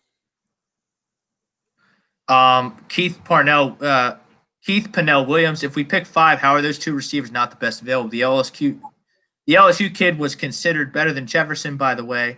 And Smith is incredible. You are not taking any of those positions over either of those 2 kids, period.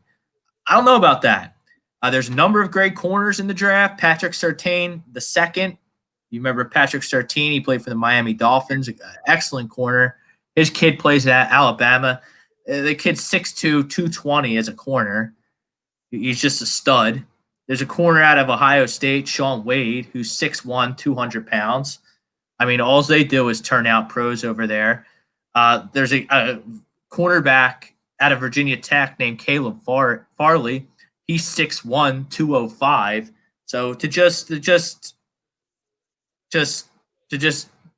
bottom yourself into some position, receiver, I think is silly considering how many teams you need.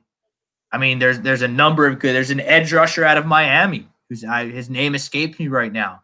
He's probably going to go in the top 10. He looks like an animal. I'm not going to ignore those guys just because, you want to pick a receiver. I mean, they picked a receiver in the first round this year. They picked a receiver in the second round the year before. You can't just keep going back to the well now. But that's on Howie. Because Howie. I mean, you were saying it all year last year. All the guys you liked Jefferson. I mean, you made that point. You made that abundantly clear. And clear as day. Yes. Better than Judy, better than Lamb, better than Ruggs. I thought Justin Jefferson. I don't know how you could lay your eyes on a single LSU game and not say, yep, there he is. I think he was number 2 at LSU. Number 2. You didn't stop saying that you thought he was the best player of it. Number 2, right there. Best receiver. I mean, Chase Young was the best player in the draft. Yeah, I would agree with you there. Well, we'll see. Burrow was pretty good too. I think New England just jumped, but look at Josh Allen. Look at the way he runs. Designed run. You're telling me you can't call a play like that where Carson just rolls out and takes the edge? You can't call a play like that with Carson Wentz? And by the way, I'm pretty sure that flag is against New England because it looked like they jumped. But I mean, Josh Allen. I mean, you watch him play, and it is offside. You watch Josh Allen play. I mean, this guy he is a beast. I mean, he's big and he can run like the wind. His only problem was accuracy, and he seems to be a lot more accurate these days. Yeah, it looks like number 70. I mean, he came across, right? I mean, I don't think he was provoked. No, he wasn't. It was. Did they make the call already? Okay, yeah. They made the call. They declined it anyway. They declined it.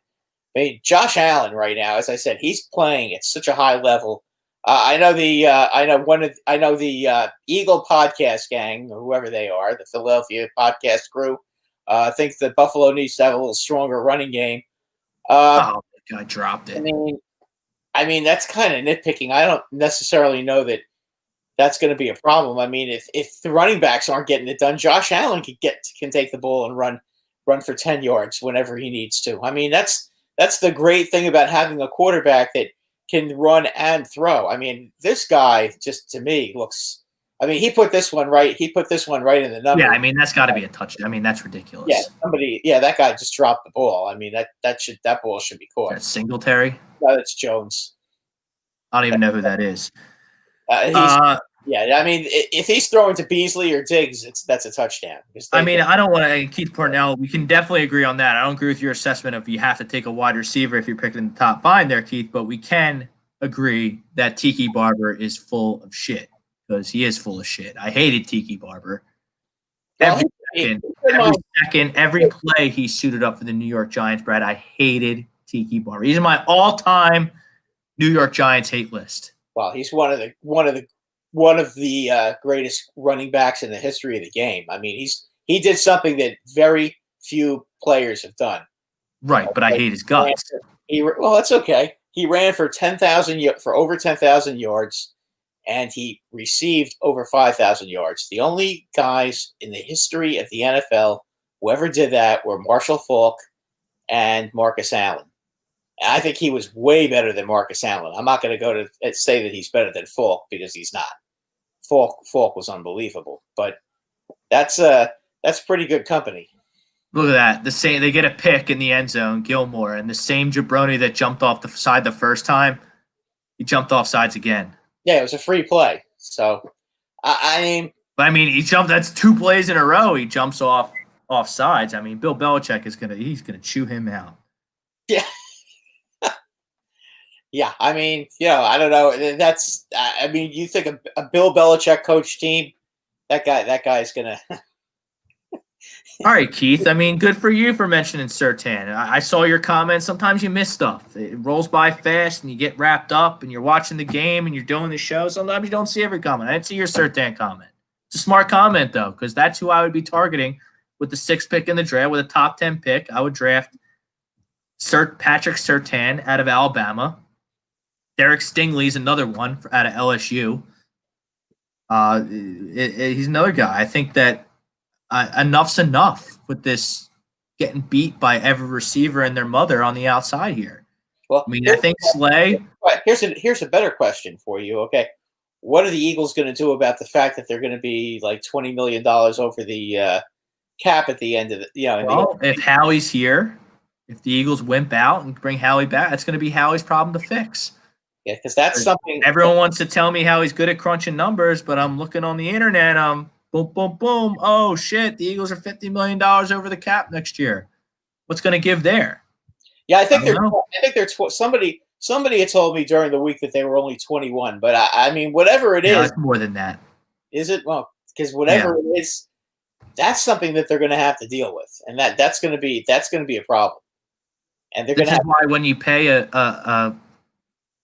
when you're paying a player $100 million, it's not easy to win. And you draft when you're also paying a kicker $8 million a year, which has got to be the dumbest contract in the history of the NFL. I mean, the Giants. I know the Giants. Brutal.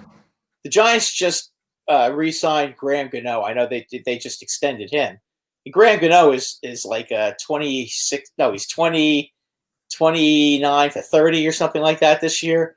They gave him a 3-year, $9 million contract, but you don't mind paying your kicker $3 million a year. That's not gonna kill you. No, but it's a cap hit. It's an $8 million cap hit to move on from Jake Elliott, who stinks. Well, yeah, that's the whole point, and you shouldn't be. But my point is, you got a kicker who's been just fabulous, and the Giants are only having to pay him $3 million. Why would the Eagles give that guy that much money? Someone asked in the draft, do you want the Eagles to go offense or defense heavy? I mean, I look at this defense, and I just don't see much there. I think the offense next year, and we're going to move on to some other stuff. We're going to touch playoff scenarios. We got Monday Night Football going. There's another drop in the end zone by Buffalo. Who was that? We're going to talk about, but who was that? I think was that Beasley? I think the Eagles' offense next year is going to be significantly better assuming that Lane Johnson, Brandon Brooks come back, Kelsey's back. You have a question mark at guard, and then you have, or no, I guess you go Mailata guard and a first round pick and Andre Dillard at left tackle, and see what he's got out there. That's it. The Eagles' offensive line has been hard all season. So I think if you get those 5 in the mix starting lineup next year, I think that significantly improves your offense. Absolutely. By the way, there's the Brad, the Eagles. There's a touchdown. There's Zach Moss. by the way, for the guy, the Philly podcast guy, the Bills' running game, they just got a running touchdown. So I don't understand why the Bills, they pound the rock, man. They're a physical football team. Yeah, they run the ball, and as I said, they're going to be home this year in the they're going to be home for most of the playoffs. The only place they're going to have to go to travel is Kansas City.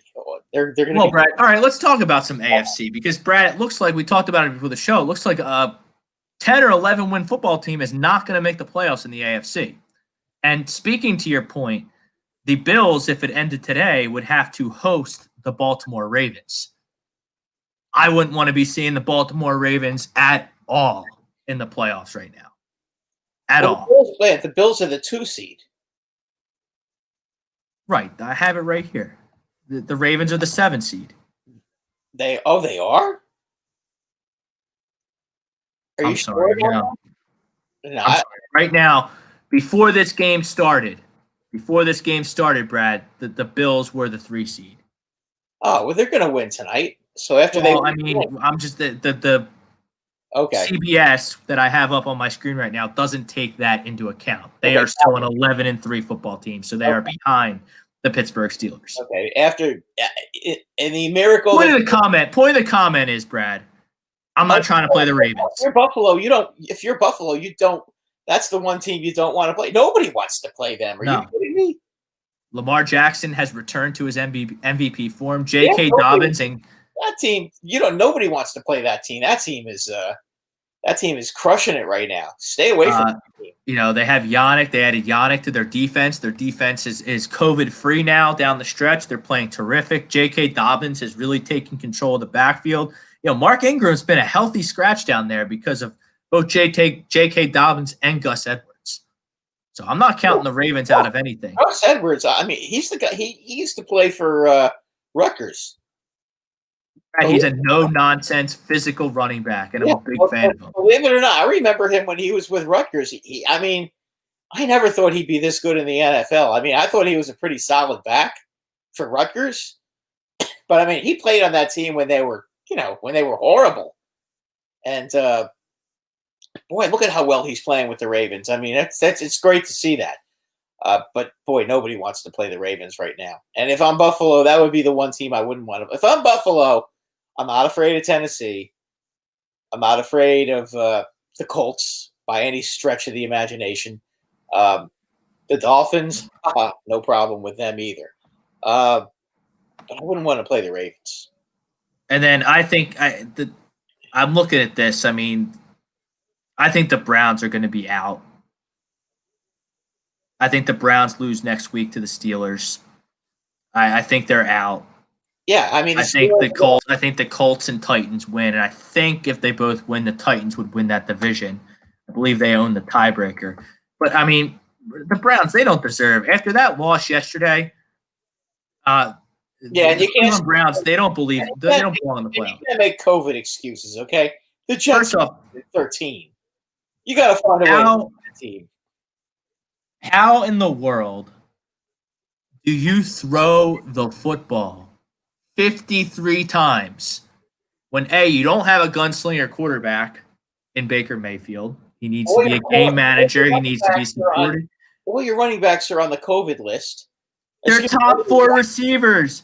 They're top 4 receivers, top 3 receivers, all out because of close contact, high-risk COVID situations. Rashard Higgins, Donovan Peoples-Jones, and obviously Jarvis Landry, who's the household name.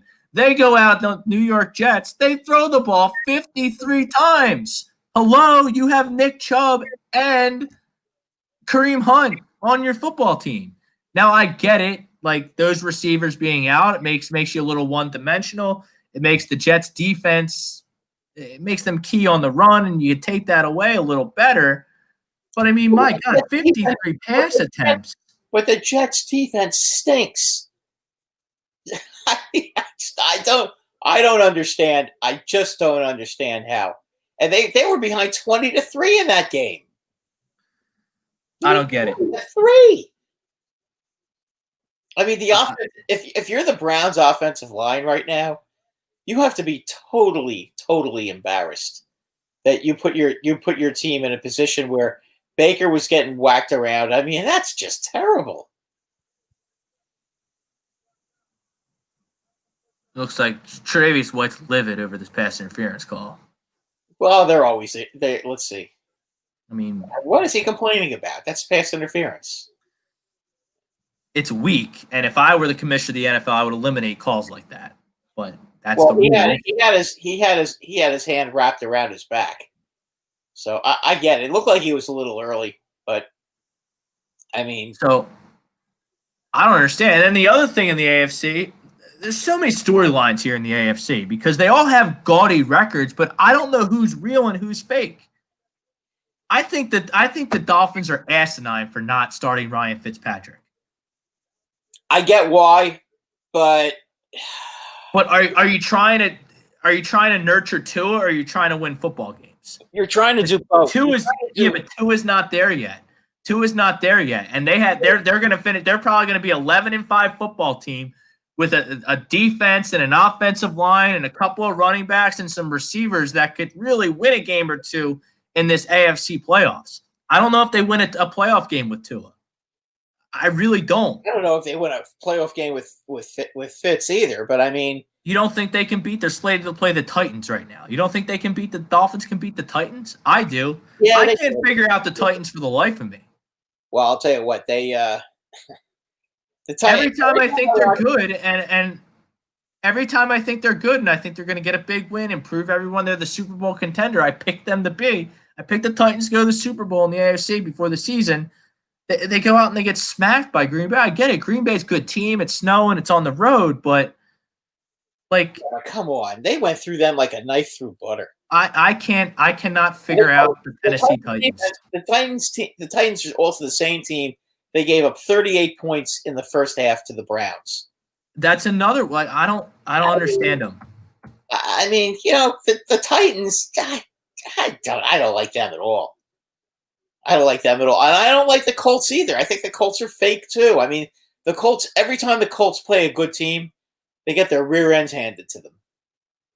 What good team have the Colts beat this year? If you think about it. The Titans, I don't know. They didn't beat the Steelers yesterday, that's for sure. No, the Ravens destroyed them. I hear you. I haven't been in on the Colts really. I'm not convinced. I'm not convinced at all about the Colts. I think the Colts are not good. So, are the only two teams that you're convinced of in the AFC are the Chiefs and the Bills? Well, I wouldn't throw out the Steelers because I like the way they came back yesterday and they really showed some fight.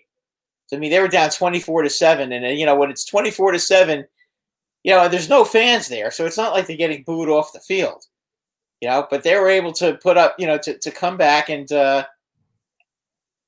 make it a game. And you got to give them some credit. And they came all the way back against a playoff team and won that game. And they still have a very good defense.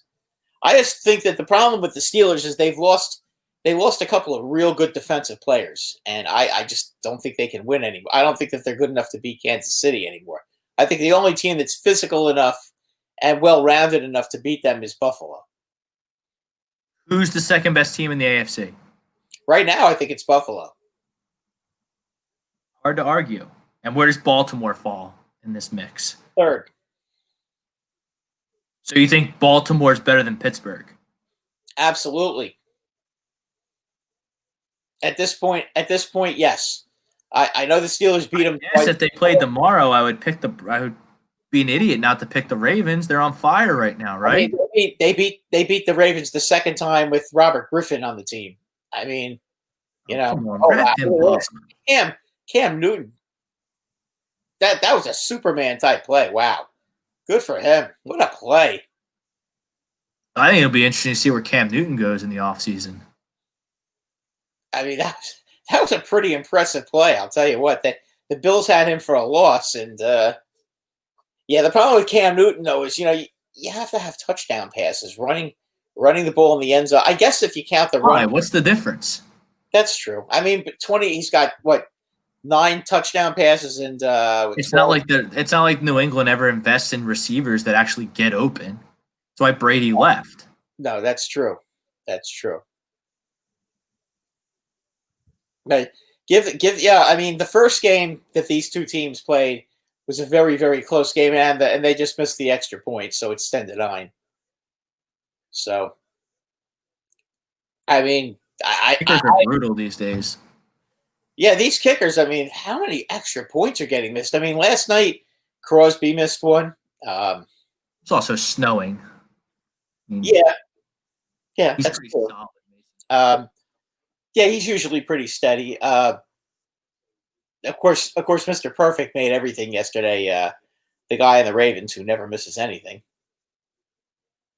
Tucker, But even that Carlson guy on the Raiders who's been solid, he missed an extra point. it cost them the game. Well, I thought John Gruden's decision to play for the field goal instead of just ram it, like you're playing games on the 5-yard line where you're just content with kicking the field goal. Yeah, Going up by 2 points. Why not ram it in with Jacobs? Do a QB sneak with Carr. Yeah, Rob, let's be honest, okay? 19 seconds to go when you're kicking off, okay? It doesn't matter. Make them score a touchdown. You're right there. Well, yeah, no, 2 opportunities to score a touchdown, but their defense, yeah, and they need it.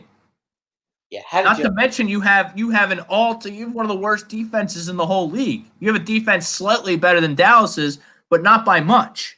No, the Raiders defense. Just ram it the fuck home, Gruden. He tries to be cute with these analytics. Score the touchdown, go for 2, try and go up 7. If not, you're up 5. Then you need a cold Ryan Fitzpatrick who's been sitting on his ass the whole game to score a touchdown in ninth. What would there be? 25 seconds left then? No, 19. No, but if they scored with 30 seconds, if they get the touchdown with 30 seconds to go, say, do you think like if you score if you let up a touchdown in 30 seconds, then you deserve to lose the game? If you let up a touchdown, if you let a team go 75 yards in 30 seconds, and they had what, one timeout? I mean, don't remember. The stupid thing though is the only reason they were even able to get that field goal was because they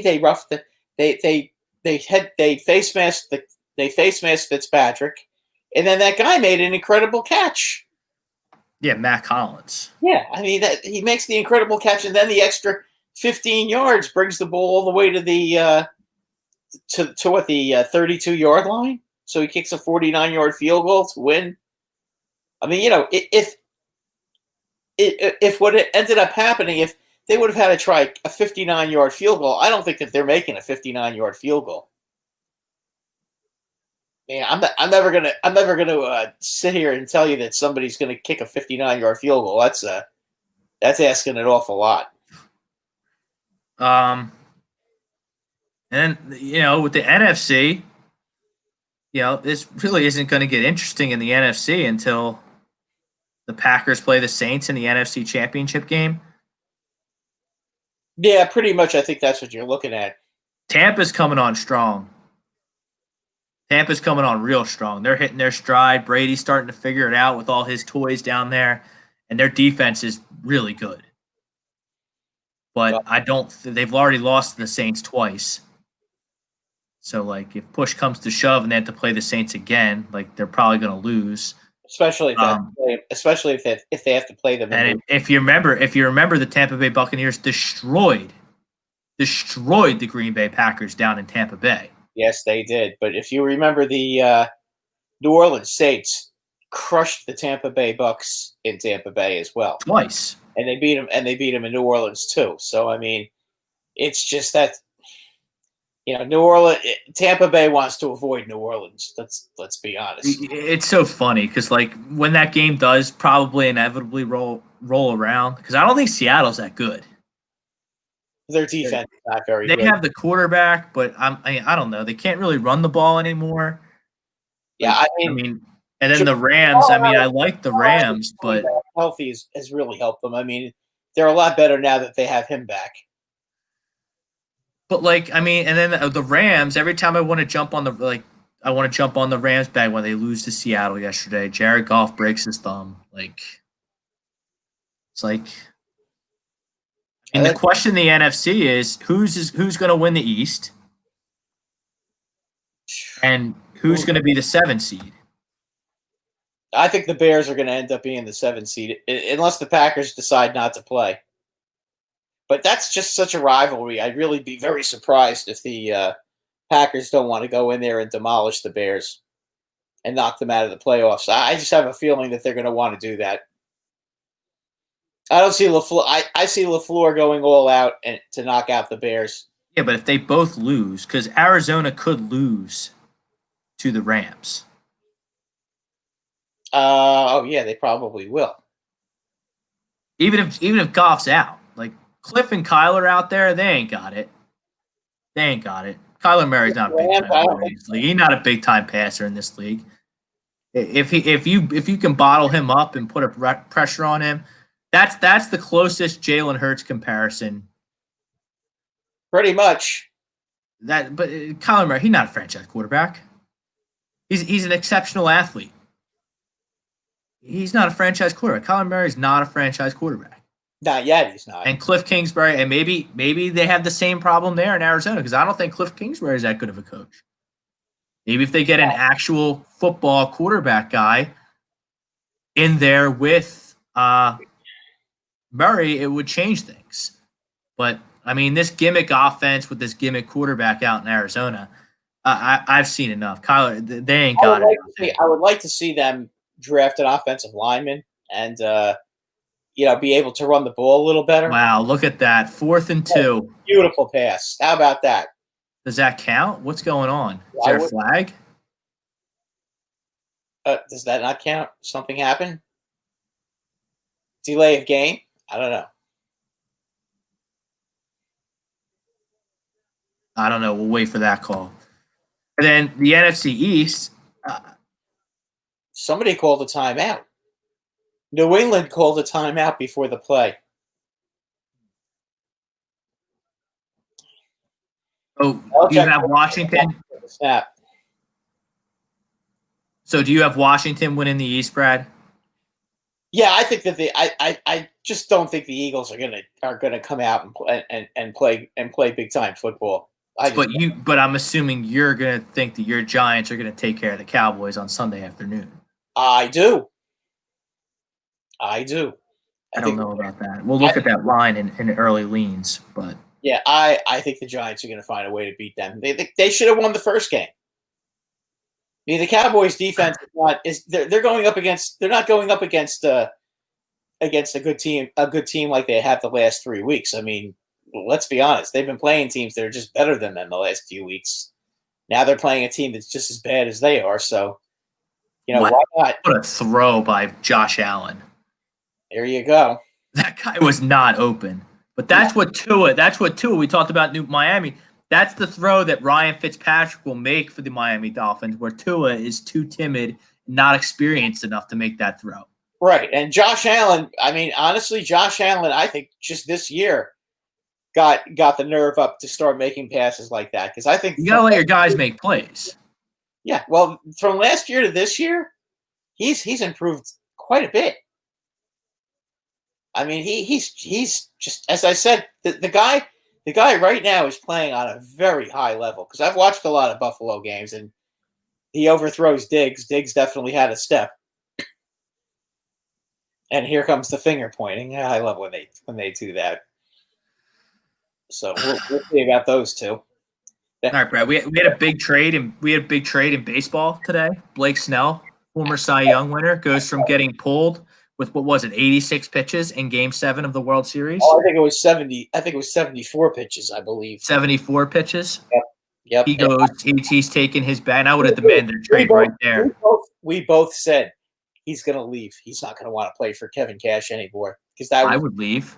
They're not interested in winning. They're interested in using their computers to try and win a championship, and computers don't win a championship.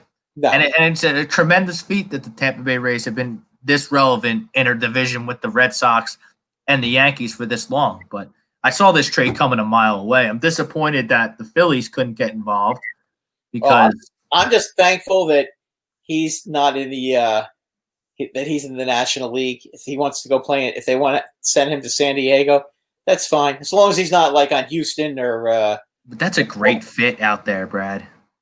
Yeah, it's too bad. It's too bad for them that Clevenger isn't out there. Yeah, Clevenger's going to be out for the season, so they fill that void. They're going to have Paddock and Snell. They have Mackenzie Gore coming, who are our buddy from San Diego. And Middleton Lamet. I mean, Lamet had a great season last year. So it's a great fit. You know, it's a pitcher's ballpark out there. It's a great fit, and boy, they have that left side of the infield with Tatis and Machado. Yeah, they are just loaded up. They are loaded up out there. That's the kind of guy you want running your team. AJ Preller. Yep, Preller, the GM of the Padres. Excellent job. And you know what? Their payroll is what, like 141 million now. So I mean, right. Well, they get the Snell on the Snell is making I think 10 million this year. Right. It's 12. I think it's 12 and a half. Oh, okay, because I think I read today that their payroll is now up to 141 million with his addition. And then whether they extend Snell or not. They started last year with 151 million. So, you know, technically they're saying that they probably have another 10 million that they're allowed to spend because they're yeah, but like I don't think Yates is going to be back there. Like he's injured. I don't know. They have some bullpen guy, they closer. Even though they have a good bullpen, but I'm not sure they have a closer. They made great trades. They got to be the favorites. I mean, I'm coming in blind here talking about baseball, but I mean, I got to think the Padres are one of the favorites in the AFC. Well, maybe they try to get Hand back. And there you go. There's your touchdown for Buffalo. They made that a lineman touchdown. No, number 85 is a receiver. Or is that number 95? Is that 85 or 95? 85, but I mean, 85. He looks like a big boy. He looks like an offensive lineman. Yeah, he's probably a tight. He's probably like when the lineman, they sneak the lineman out as the eligible receiver, and they get him some love. They run him all the way across the formation too. Yeah, I mean that's just look at this. No one's paying attention to him. No, I mean there's nobody even in the picture. I mean that's a hell of a call, and it was set up by that run by Josh Allen too, and they make the extra point, so it's now 17-9 Buffalo. New England doesn't look like they can stop them right now. Right, getting back to the Padres, I mean, I guess the Dodgers are still going to be good, and we still have a whole offseason to go, but yeah, I mean. This Padres team, it looks like, I mean, Tatis is only going to get better. And by the way, I read that they are also talking about Yu Darvish, that they're very I saw that as well. Involved with the Cubs, and they're trying to work out a deal with Yu Darvish. But again, if their budget is 151 million, I think Darvish is making between 16 and 18 million, somewhere in that area. So they probably are going to have to. The Cubs will probably have to take some money back. I also heard that they were going after the Cubs catcher too. Wilson Contreras. Yeah, they just traded for Austin Nola at last year's trade deadline. Yeah, well, that's that. I read that could be a package deal, but I just wonder what San Diego. I mean, San Diego. They're talking about they don't want to go over 150 million. I just wondering how they're not going to go over 150 million and bring those two guys in. Unless they're looking. Well, maybe they see that going slightly over 150 million gives you two really good players that can really help you. Because look, you got to have a really good team if you're going to play the Dodgers 18 times, 20 times. Oh yeah, but they are a really good team. That's the whole point. They're loading up. They're loading up for an arms race. I give them a lot of credit. So maybe the $150 million is out the window. Could be. And then, the Phillies, they're doing their thing. They bring in Dave Dombrowski, which I love, by the way, as the president of baseball operations. One thing you know about Dave Dombrowski is he's going to be aggressive. The only problem with him is he's going to take your farm system and he's going to trade everybody in it. Fantastic. Brad, the Phillies farm system blows, son. It is terrible. It is putrid. It is everything that's wrong with player development. The Phillies are the poster child for bad player development. That's a problem, though, because if they don't have a good farm system, then nobody's going to want their young players. Right. So you use the only advantage you have, which is that you're in a big market. You're in a big market, and you can afford to pay some luxury tax because you're in a big market to compensate for your lack of player development. And I think Middleton finally realized that the hiring of Dave Dombrowski. Well, if he listen, they hire Sam Fold as the general manager, but he's nothing more than a guy. He's not going to be making any decisions. It's Dave Dombrowski's. And the other thing is Dave Dombrowski is aggressive and he's going to spend money, but Dave Dombrowski is also not taking this job if he has to answer to anybody. No, absolutely. So that tells me that he's going to be in charge and what he says goes. And one thing, it wouldn't surprise me if the Phillies landed Trevor Bauer on some 1-year, 2-year deal for a lot of money with Dave Dombrowski there. It wouldn't surprise me. I think JT Realmuto. I haven't heard on the chat anything about the Phillies getting involved with him, but that doesn't mean. No, there's really been no baseball chatter yet until today. Yeah, well, today Snell got traded. Yeah, Snell getting. It happens slow in baseball these days, Brad. It happens slow because the owners are sticking their foot in the ground, saying that they lost all this money last year, which. I understand they lost money, but I'm not buying the numbers that they're portraying. There's also a degree of uncertainty as well. They don't know when the fans are going to be allowed back in the ballpark. So, for them, if you're a big market team like the Phillies or the Red Sox or the Yankees or the Dodgers, you can't let that affect. They're going to get back into the stadium at some point. And if you're a good team in a big market like Philadelphia, the fans are going to fill that ballpark each and every night. The bottom line is, if they start the season on time, which hopefully they will, you have to figure that by the All-Star break, the fans are going to be back. They should be because they had the vaccination by July. I would think that most everybody. But Brad, what I'm trying to tell you, that's not a valid excuse. The pandemic is not a valid excuse not to spend money this offseason. Yeah, but a lot of these guys are using that excuse. I know how. I understand that. That's why I think Trevor Bauer isn't going to get the years or the money he thinks he's going to get. That's why I think JT Realmuto isn't going to get the years or the money they bet. It wouldn't surprise me to see them both in Philadelphia on 1-year deals. It really would. What about DJ LeMahieu? Because this has been going on for quite a while now with the Yankees and DJ LeMahieu. I don't see how you let him go if you're the Yankees. I don't either, but you know what? If he's going to insist on 5 years and $125 million, I don't know how the Yankees can do that. I think that would be a really bad mistake. I like the deal. But what if 4 years and $84 million is what they offered him, and he's stuck on 5 years? He turned that down. He turned it down. He wants 5 years and $125 million, and the Yankees he's not going to get that from the Yankees.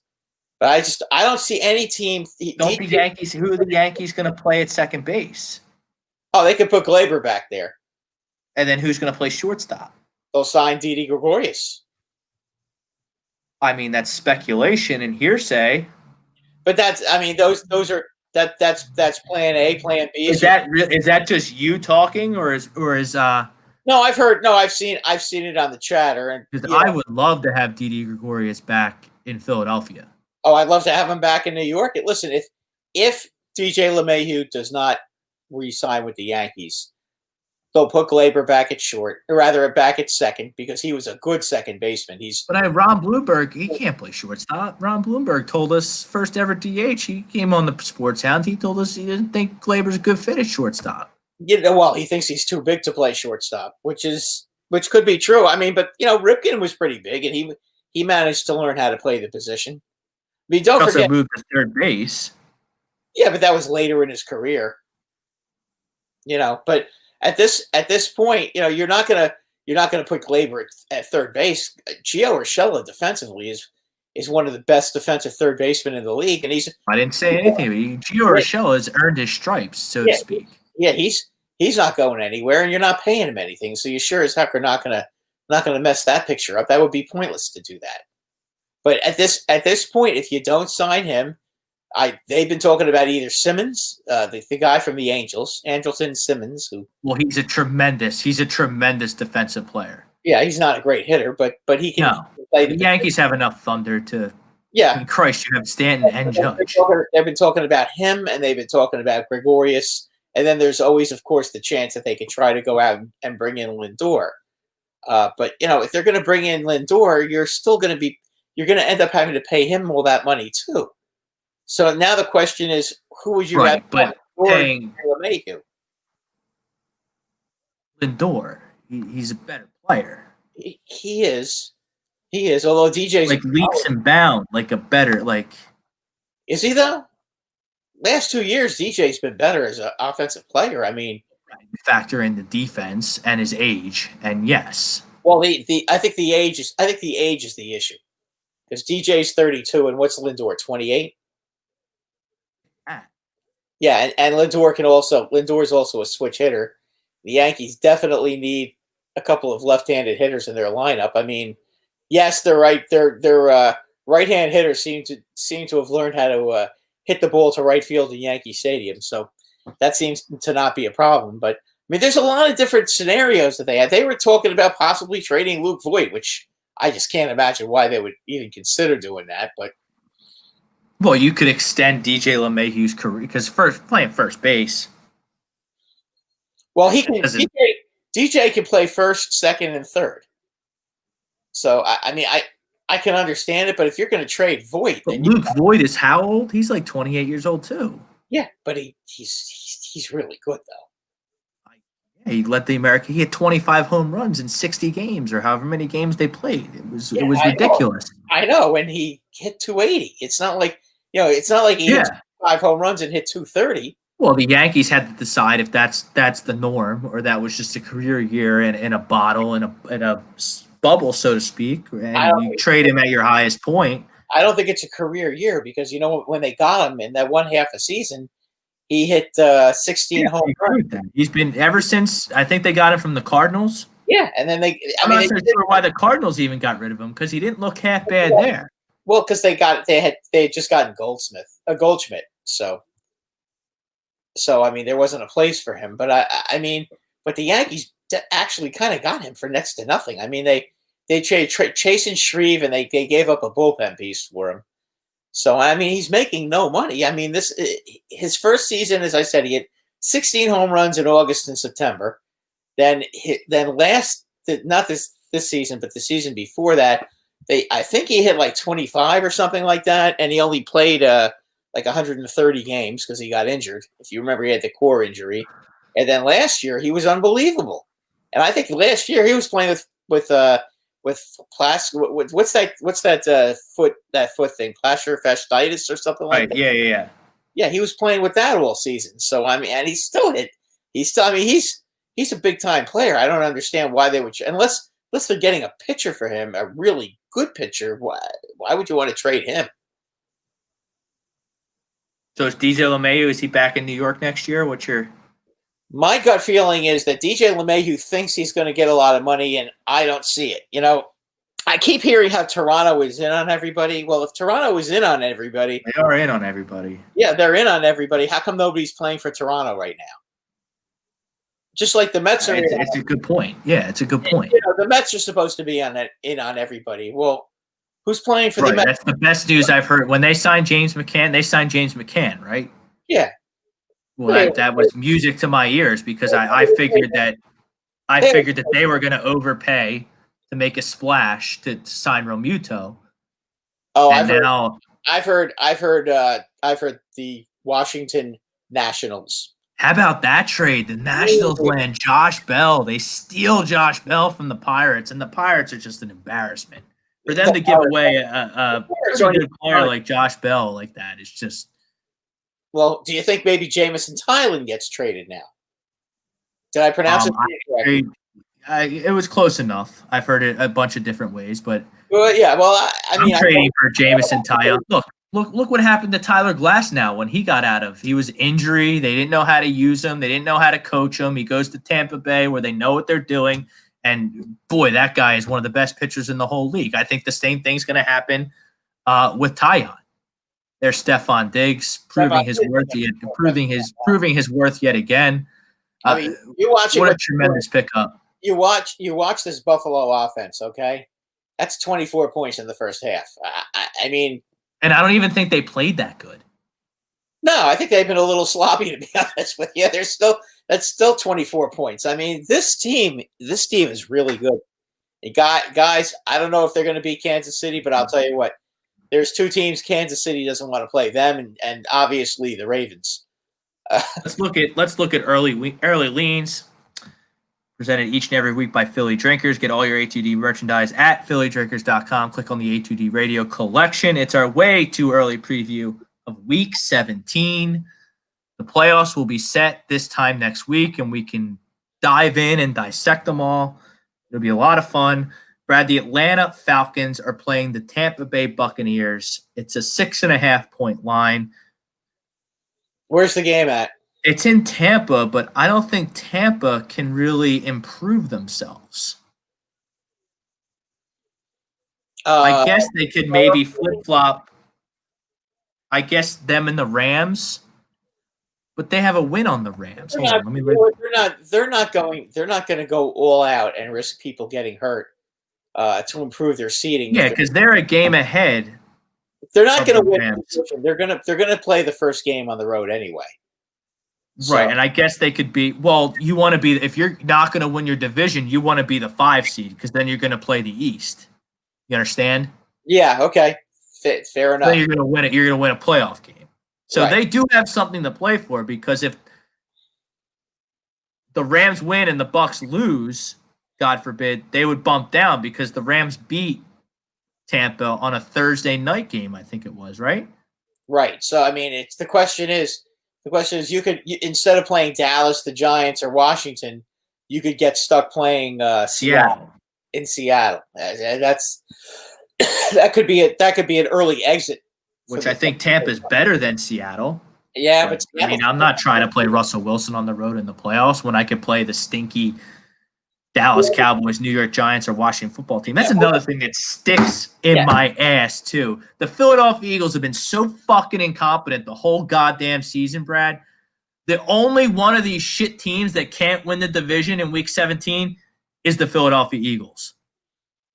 Boy, oh boy, that really... Yeah, but you know what? They all stink. As I said before. That's what I'm saying. But for you to be the only team that can't win the division and make the playoffs out of this trash hole division, you're the only one that's eliminated? Yeah. That's horrible. That's horrible. I get it. But you know what? At this point, what's the difference anymore? As I said, you. What's the difference? I wanted to see my team in the playoffs. Is the difference? Yeah, but they get destroyed. I don't care. Okay, well, everybody's 0-0 in the playoffs. I've seen losing teams that everyone said they remember that one Seattle team. Yeah, but they were But they were 7-9. There's a difference between. I get it. It's 7-9, 6-10, losing record. They didn't deserve a home playoff game. They went out there. They beat the Saints. Marshawn Lynch had the earthquake run, and they won. And there's a litany of examples throughout history of how a team that supposedly wasn't supposed to be there actually won a playoff game. So, I want to see my team. This isn't basketball where you can tell a guy's going to be the first pick in the draft when they're in 6th grade. This is the NFL. The best quarterback of all time got picked in the 6th round of the NFL draft. So tanking, I don't subscribe to tanking in the NFL.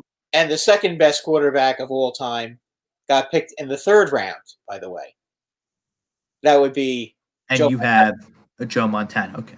He got picked in the 3rd round. I mean, there's There's plenty of examples. well, we can debate the quarterback hierarchy another time. So we like Tampa Bay -6.5 here.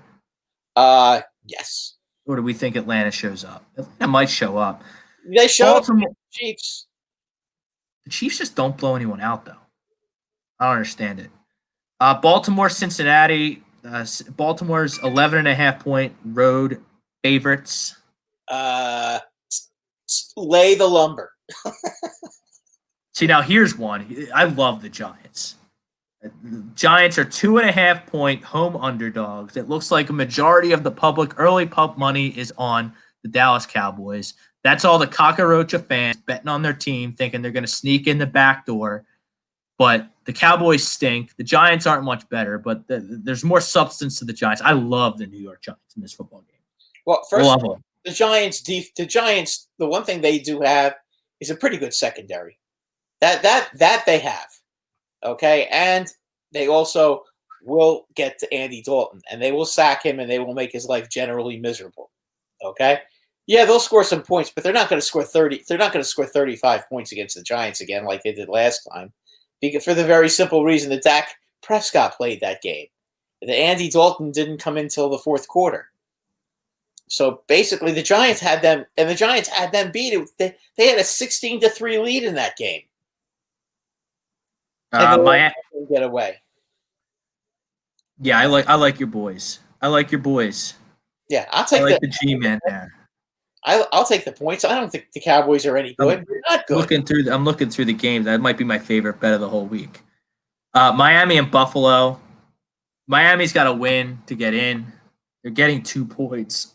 I think Buffalo is going to take care of business here. They're going to be locked into the 2 seed. Buffalo wants that 2 seed. They're going to want that. If they win tonight, they get the 2 seed. No.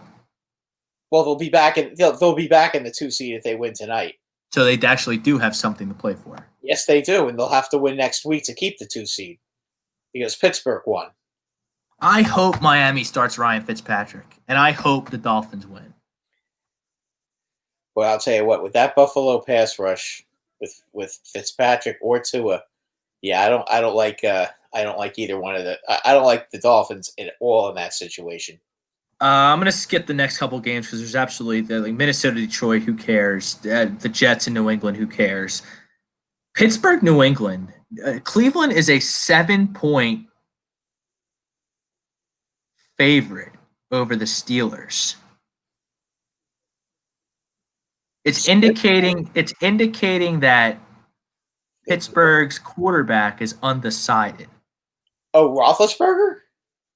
Did he get hurt yesterday? I watched a majority of that football game. I don't recall him getting hurt. Maybe they're just resting. I don't know.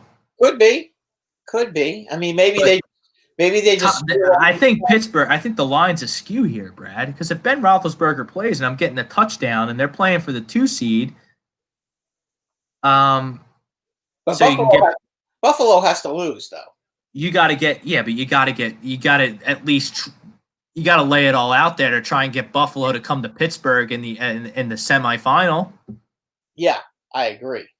Although to be honest, I'll take the 7 there. That I'm going to star that one up. That's another one that I like because I think the Steelers they got out of their funk there in the second half. Yeah, no, that was a big comeback.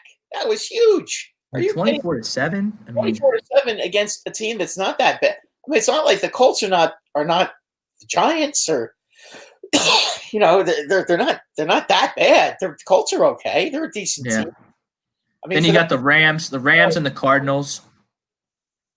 You know what? Even though the Rams are going to be starting a backup quarterback, I still like the Rams. I like the Rams too. I mean, Kyler Murray, he just ain't got it. He's not a franchise quarterback. The Rams have a good defense. They'll keep them. They know how to play against. They know how to play against them now. They've already played him 3 times. They know how to play against the guy. They'll run the ball with that behind that huge offensive line. They'll wear down the Cardinals defense and slow the game down. And it'll be on the Rams' tempo, and I think the Rams are going to win the game. I just don't trust Kyler against any type of respectable defense No, that can put a game plan the together. Rams do have a good defense. Green Bay, Chicago. I mean, the Bears are getting 5.5 at home. I mean, why would Green Bay even play anybody? Well, Green Bay has already clinched the clinched home field advantage throughout. They clinched the 1 seed because they beat New Orleans head to head. They have 3 losses, and New Orleans has 4 losses. So New Orleans cannot be the number 1 seed. Why are they favored? Like, I don't understand. That's a good question. I mean, it's early in the week, and maybe it'll adjust when people realize that. But I mean, unless people are thinking that, you know what, Green Bay is going to have Rodgers out there. They want to knock the Bears out. They hate the Bears, which they do. I mean, listen, the Packers and the Bears are one of the nastiest rivalries in the NFL. So between the two of them playing each other, I could see the Packers going out there and wanting to knock them out of the playoffs and not worrying about anything. But if it was me, I would let Rodgers play the first half. I wouldn't let him go out there for the second half. What's the point? I mean, you got like New Orleans, Carolina. Sorry, I'm just trying to buzz through because we're over our time. Okay, New Orleans should blow them out. I mean, I don't care. Seattle, San Francisco. I mean, who cares? Tennessee, Houston. Tennessee. How about the Houston Texans? Talk about a team that's complete trash. I mean, Brad, they're probably going to have the 3rd pick in the draft, and they got to give it to Miami. Yeah, they're gonna. They traded their first round pick for Tunsil. What a mess. So you're telling me the Miami Dolphins are going to make the playoffs and then have the 3rd pick in the draft? Plus the Wow, what a job. Yep. That's a nice job of rebuilding. Indianapolis, I mean, they're favored by 14. I think that's a lot of points, but they're going to beat the Jaguars. Yeah, they'll slaughter the Jaguars. Las Vegas and Denver, who cares? And then the Sunday night game 256. The Eagles are at home. They're home dogs. They are 1.5-point home dogs. If Alex Smith plays, I take the Redskins. Excuse me, the football team. I guess. I mean, that line indicates to me that the Giants are going to win that football game against the Cowboys. But why do I have this feeling in the back of my mind that these cockroach Cowboys are just going to sneak in the back door and make the They could. I mean, they could. The Giants are never a solid bet ever against anybody. We all know that. But, you know, I think the Giants find a way to win that game. I'd be very surprised if they don't win that game because Dallas is just not good. We know that. None of them are good. Yeah, I mean, no, they're all bad. But you never know. You never know from week to week with any of these teams when one of them is going to show up and when one's not going to show. That's the problem. The only thing I know for sure is they won at home against the Eagles and they won at home against the Washington football team. So they're undefeated at home against the division. And when they played Dallas in Dallas, they lost by 3 points. And that was when Dak was playing. And now it's Andy Dalton. And Andy Dalton, I'm pretty sure the Giants pass rush will get to him.